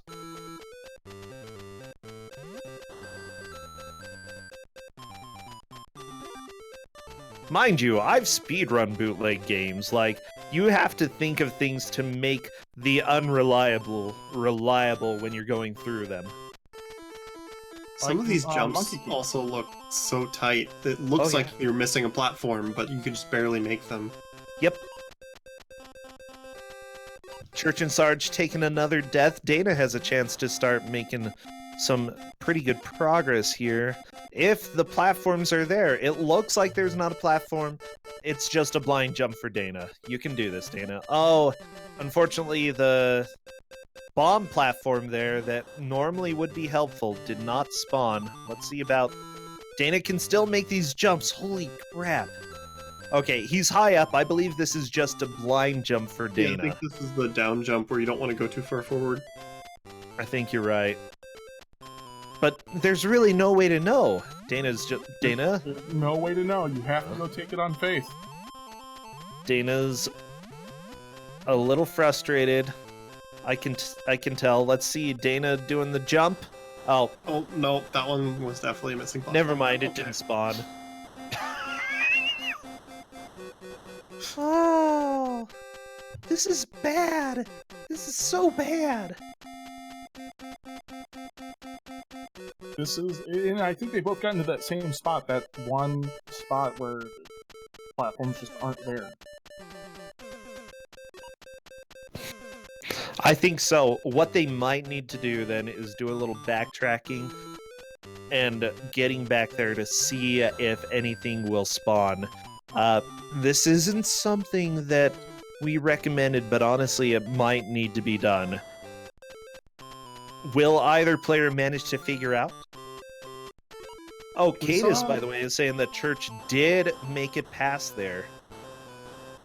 We saw Church backtrack one time, at least, to respawn a bomb platform, so he knows that works at least. Oh yeah, Dana has paused the emulator and is typing something angry. Did you have this much trouble, Corndan? Corndan says yes. Okay.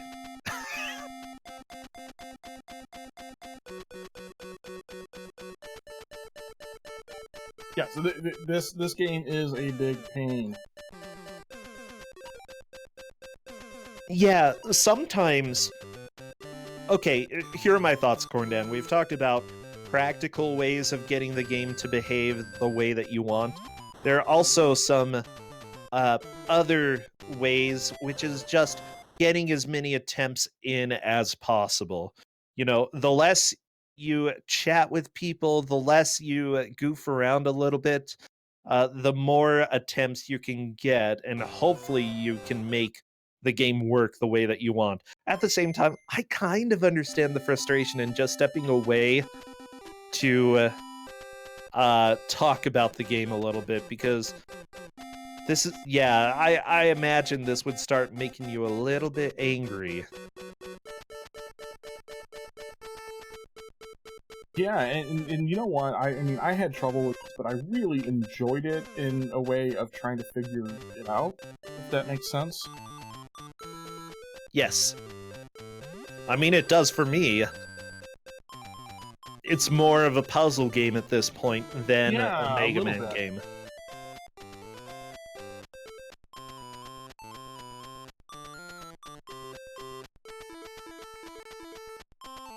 Oh no, someone was going to make me play this at some point. Corndan, thank you for giving it away. Well, I mean, the comment is it too bad for Kusogrande? And the answer is not really. It's not good. But I think, you know, it's consistent in the way it works. Oh, the platform! Consistent in the way it works, Corndan. Well, the platform! I mean, the platforms letting you fall through makes that... Yeah. A bit questionable, but I don't know. I haven't been around Kuso as long. That's why I know this, because Professor Ness made me play the Sonic version of this. And that's the one where it had some deaths that restarted the game. Okay. Everything's come together now. There's a Sonic version of this? There's a plot. Well, do you know how many bootlegs there are of Sonic? Like, more than any other game. Like, I think more than Mario bootlegs. Really? More than Mario? Oh, there's so many. Oh no.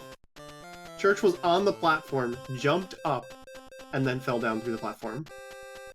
Oh. no.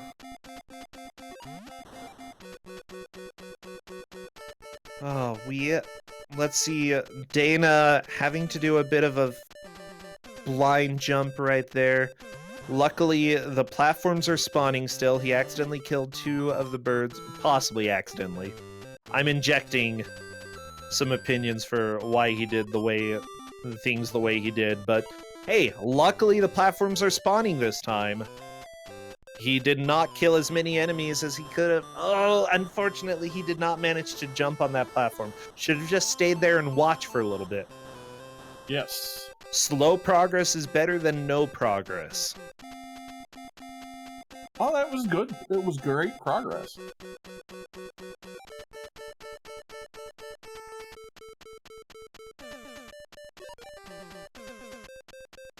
Oh my gosh. You get to the boss of Frostman stage and mash, it crashes the game. You know, I'm 0% surprised that Lidstar crashed the game. Yeah, me too. And honestly, I feel like that is a win for everybody.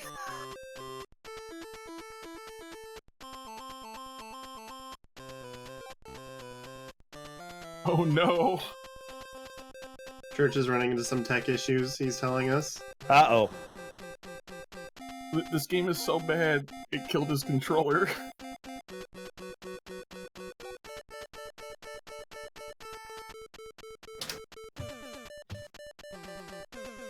But with that said, for this level, Church is definitely in the lead. He has made a little bit more horizontal progress. Dana got pretty close, but I don't think quite got up to where Church and Sarge was. I think that's about to change, though. We'll have to see what Dana... Oh, no! Oh! Well. About that. How do we decide the winner, Looney Cloud? Thank you for asking. Most of the time we will judge it based off of who has made literally the most progress in a stage, or completed the most stages. In this case, we did have them move to a second stage to see how they are able to do on a new stage. It looks like Dana made a significant amount of progress right there. That is the same place that Church died. Because of that, we may have to resort to a tiebreaker based off of what our referee thinks.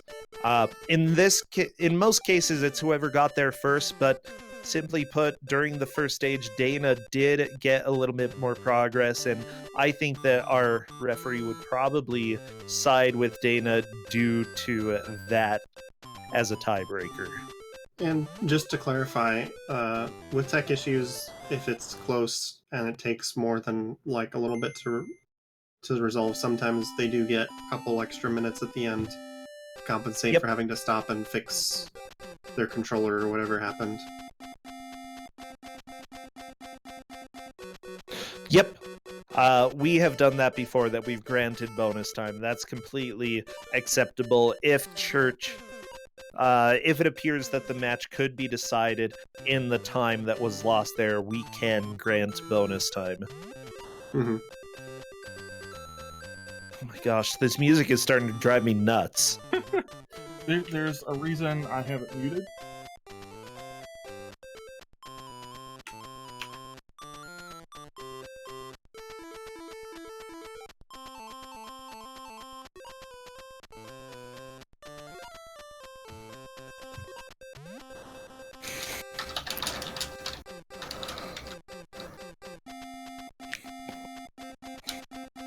So, it seems like Dana's killed more, or things are moving, because typically those mosquitoes show up right before that bomb.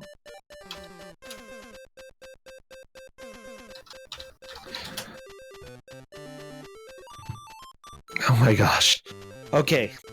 Church has taken a death right there, trying to get back on the platform that normally it had a floating platform to the right of that. Dana! But Dana, no! It Dana! just kept going! My tears.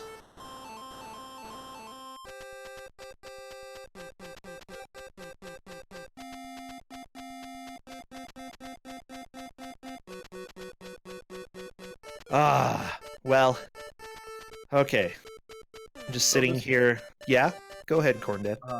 Right. Railkin grabbed Church and Sarge grabbed their brother's USB to make this play. Thank you, Church and Sarge's brother. You have made this stream possible.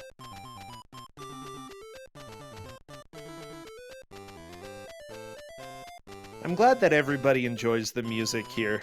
Because, like, some of it is just terrible, and then you have do. I can confirm that not everyone enjoys this music. I am not enjoying it personally. You're not? You're enjoying sections, right? I'm enjoying what? Sections of the music? No. No, Church and Sarge. No, okay. I don't know, this sounds very Grenade Man-ish.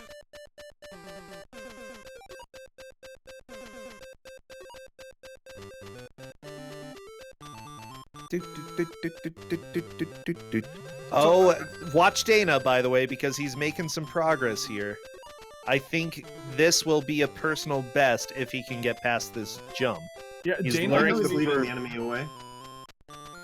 Nice. Personal best for Dana there.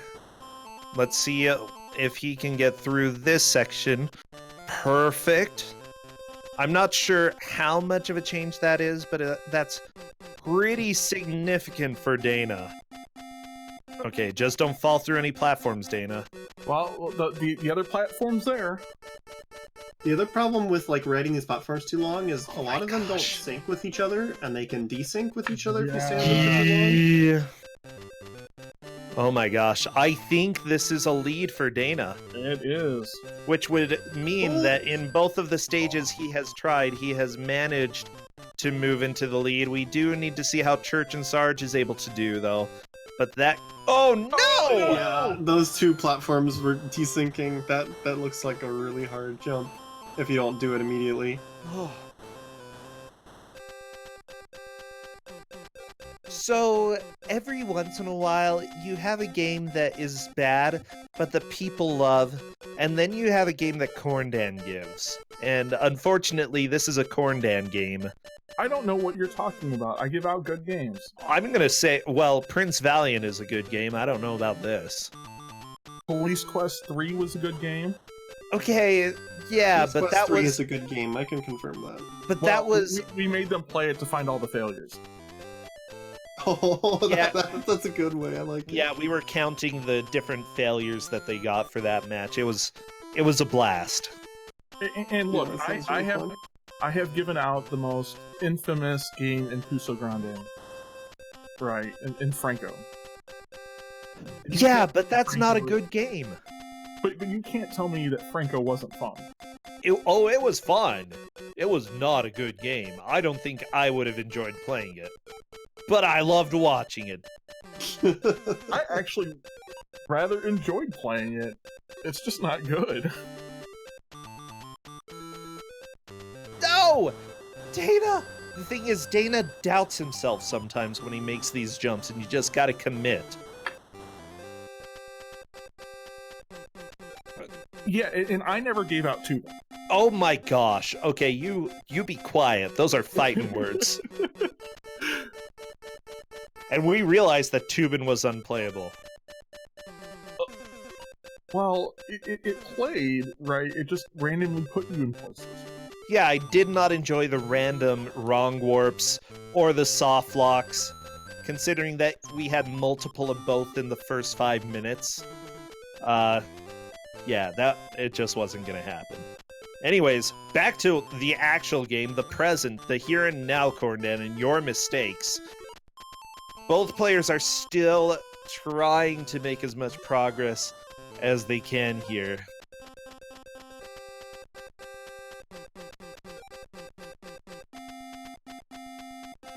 Well, I mean, Tina in chat has a point that the person who's given out the worst game in Kusogrande is calling me out on giving out bad games. At least it was a fun 5-minute match that we cut off. No, I'm loving this game. Like, I'm not envying the two players right now, but I really love bootleg games. There are so many. I've been exploring the bootleg. Oh yeah, we can't forget we gave out Spider-Man the movie. Well, we also had Harry Potter and the Spirit of Dobby. Excuse me?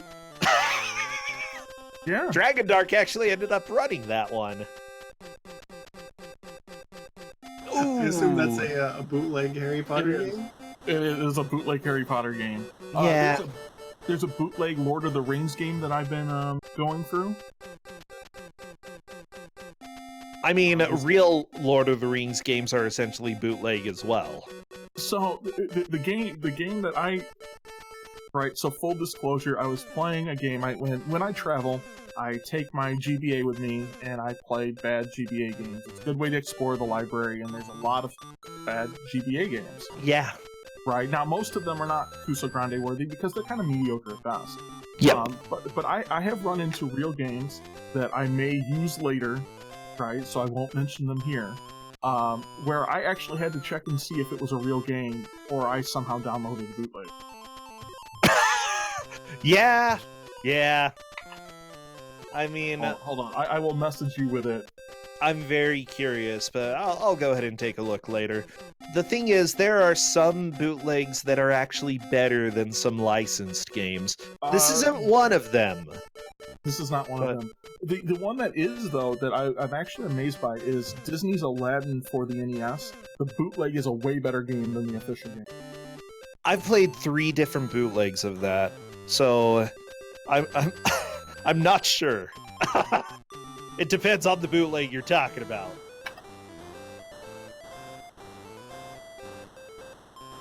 Yeah, so I found a bootleg for that is the port of the Genesis or Super Nintendo Aladdin. It was great. Oh yeah. By the way, keep an eye on Church and Sarge, everybody, because Church has a pretty good chance of making some progress right here, depending on the moving platforms. Is that the same place Dana died? Oh, Dana, no! Okay, so quick clarification before we get to time. Since Church had the tech issues, and this game has these levels, there's one long run. Kate's saying that when we hit time, we're gonna let Church continue whichever life he's on until he dies. Since okay, the amount of time he good. lost would be about like getting a one good run in on a level. Yeah, that sounds great to me. All right, yeah, Church has the final chance of making progress. So when we do have tech issues, we give bonus time, as we call it, to the player. Just wanted depending to on the so situation. Stream knows what's going on. Okay, so nobody panic. Nobody yell. Everybody just breathe. If you don't breathe, I'm gonna be so angry. I'm not breathing. Crap, I'm angry at myself.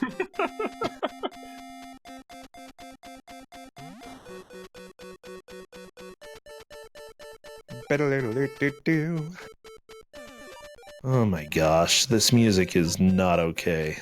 Well, and we're almost done with it. Good. Okay, let's see what Church and Sarge is able to do. Time is cut off for Dana. We'll see what Church and Sarge can do with the last time that he is given. Looks like Kate's just holding off on calling time so Church can keep going. And we basically just locked in wherever Dana is. I believe so. Church just died, though.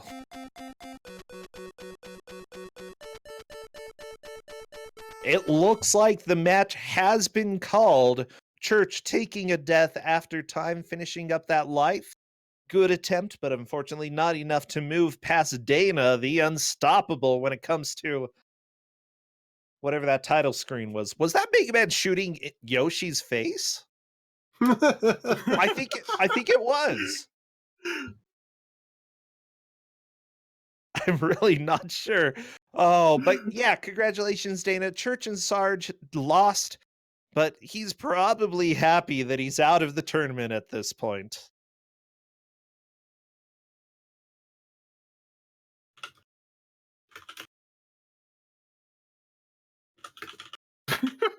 I don't know how I feel about surviving this. I'm asking if they feel civil enough to join voice. Hello, Dana.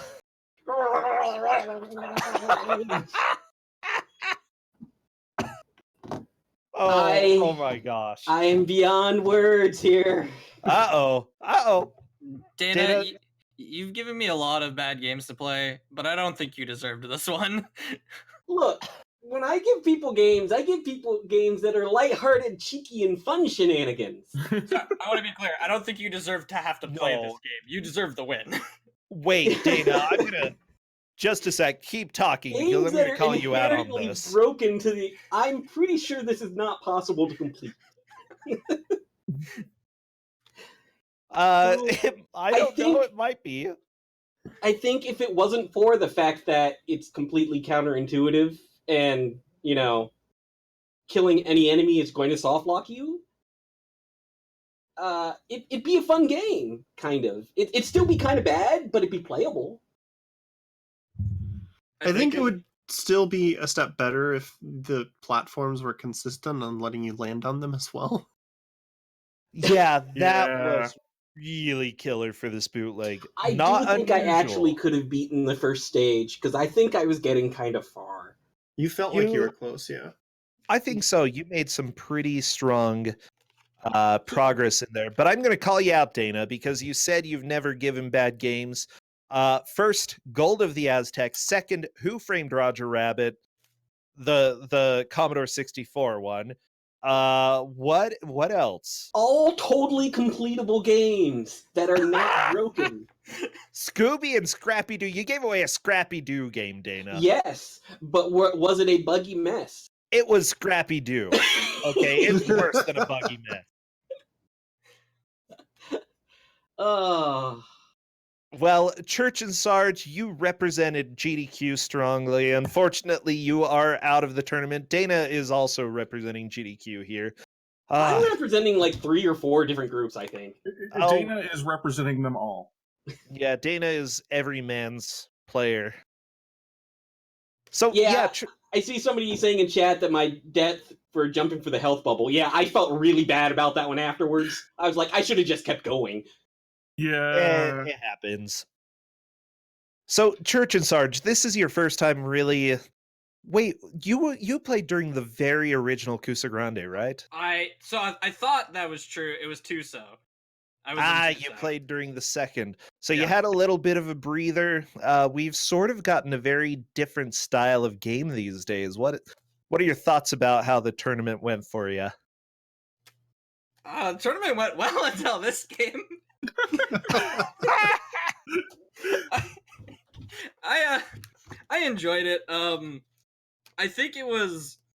I don't remember the last 2 I played, but I feel like I enjoyed these a lot more. I guess it's probably because I was anticipating the level of just bad, whereas during Tuso I wasn't. Like, I knew it was a bad game tournament, but I had never experienced bad to that level until Tuso. Yeah, and if I'm not mistaken, I'm looking, you got to play good old Predator on the NES. You got Michael Jordan, Chaos in the Windy City for Super Nintendo. Yep. Those were not particularly the best games. Predator was okay. I like Predator. Michael Jordan was not good. I absolutely hate the Michael Jordan game. I hate it so much. But seriously, I'm glad that you were able to come to the Invitational. I'm sad that you're out, but you did fantastic. Thank you for being a strong representation of GDQ here. Is Church sad that he's out, or is he just feeling free at this point? He's free. I still have to do more games. It's a little bit of both. Like, I would have liked to who won here. Yeah, it's like, that's the thing. It's like, I don't have to do this anymore, but also I don't have to do this anymore. It's, Yeah, I've got that feeling. Well, I mean, Church can be anticipated for Kuso 5? Huh? Maybe.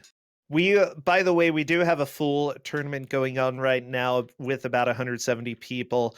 Signups for the next one will probably be around October or November. It's a ways away, but go ahead and hold off. We'll let people know on Twitter and such when the next tournament signups come. Oh, Church and Sarge, anything you want to say before we end for tonight? I'll ask Church and then Dana. Church? Thanks for having me. It was fun. Even though I had to play this, I was about to say, still enjoyed was it. Fun? Well, the experience was fun. The game, not so much. There you go. The game is so bad. So bad. The worst part about all of this is that me and Dana suffered for an hour, but I didn't get to watch him suffer. He just suffered somewhere else. His suffering while doing this would have been so much better. Yeah. Should have had your own little voice call together. Just to tease each other. That would have been great. Oh, Dana, anything you want to say for tonight? I can't express how much illogic was in this game. And that is honestly the only thing I really hated about the game is the inconsistency. The inconsistency. Everything else is fine, but the inconsistency completely ruins it. There are ways to make it sort of consistent, and I honestly think that's why you ended up making more progress, Dana. Basically, just take damage and run through as many enemies as possible. Shoot one if you have to get health, and that was about as much as I could try. I feel like there are a couple cases that you had to kill something or it wouldn't spawn. I don't know if it was because you had to, but there were definitely situations where you had to kill something because there was no way you were going to get by. Especially in that first level, like because no matter where you hit on some of those jumps, if you hit the enemy, you fell and died. So some of those kills are just you can't get around it. Right, but I feel like there are a couple points where if I did not kill the enemies beforehand, the platform wasn't going to spawn, and that drove me nuts. But yeah, seriously, great job at trying to figure out how to work with a game that is illogical. So we are just about to sign off. I do want to let people know who are watching over at my channel at twitch.tv/Brosentia. Tomorrow night, we have more Kusogrande. I believe the shenanigans start at 7 p.m. Eastern. We also have matches on Saturday and Sunday. These are for the full 170-person tournament. If you would like, come stop on by. We have a lot of fun, and there are a lot of tiers. Those are 4-person matches, by the way, so twice as much fun as we have here. I will have my vengeance upon other people. Good. Well, Railcoon, go ahead and take it away if you would like. All right, everybody. Thanks for tuning in. Thanks again to our players, Andy, Nod, Then Bow, Withheld, Tina Hacks, Dana, and Church. Our GMs for today, Brosentia, Faizu, and Gorndan. And thanks, everybody, for tuning in. I do have a couple quick announcements to go over before we sign out. First of all, HOTFIX is funded in part thanks to your subscriptions. We would really appreciate it if you would consider subscribing to support future broadcasts. Reminder for summer Games Done Quick stuff, all the dates upcoming are on our website, gamesdonequick.com. On the left side of the screen, you can see all the upcoming dates, including prize submissions, registration deadline, and all of that kind of fun stuff. Our next show is going to be Sunday afternoon at 3 p.m. Eastern, and submissions for Frame Fatale, the next event that we're going to be running here on HOTFIX, is going to open on June 4th, ending on the 15th. But with that being said, I'm being reminded we have the Minecraft broadcast this Saturday at 1 p.m. Eastern. We're doing a little bit of an anniversary celebration with them. So make sure you turn in Saturday as well, 1 p.m. Eastern, for the Minecraft broadcast. But with that all being said and done, thanks everybody for watching. Once again, we're going to sign out and send you over to another streamer. Send them all the love. They're working on some Super Metroid at the moment, so we'll catch you on Saturday for Minecraft.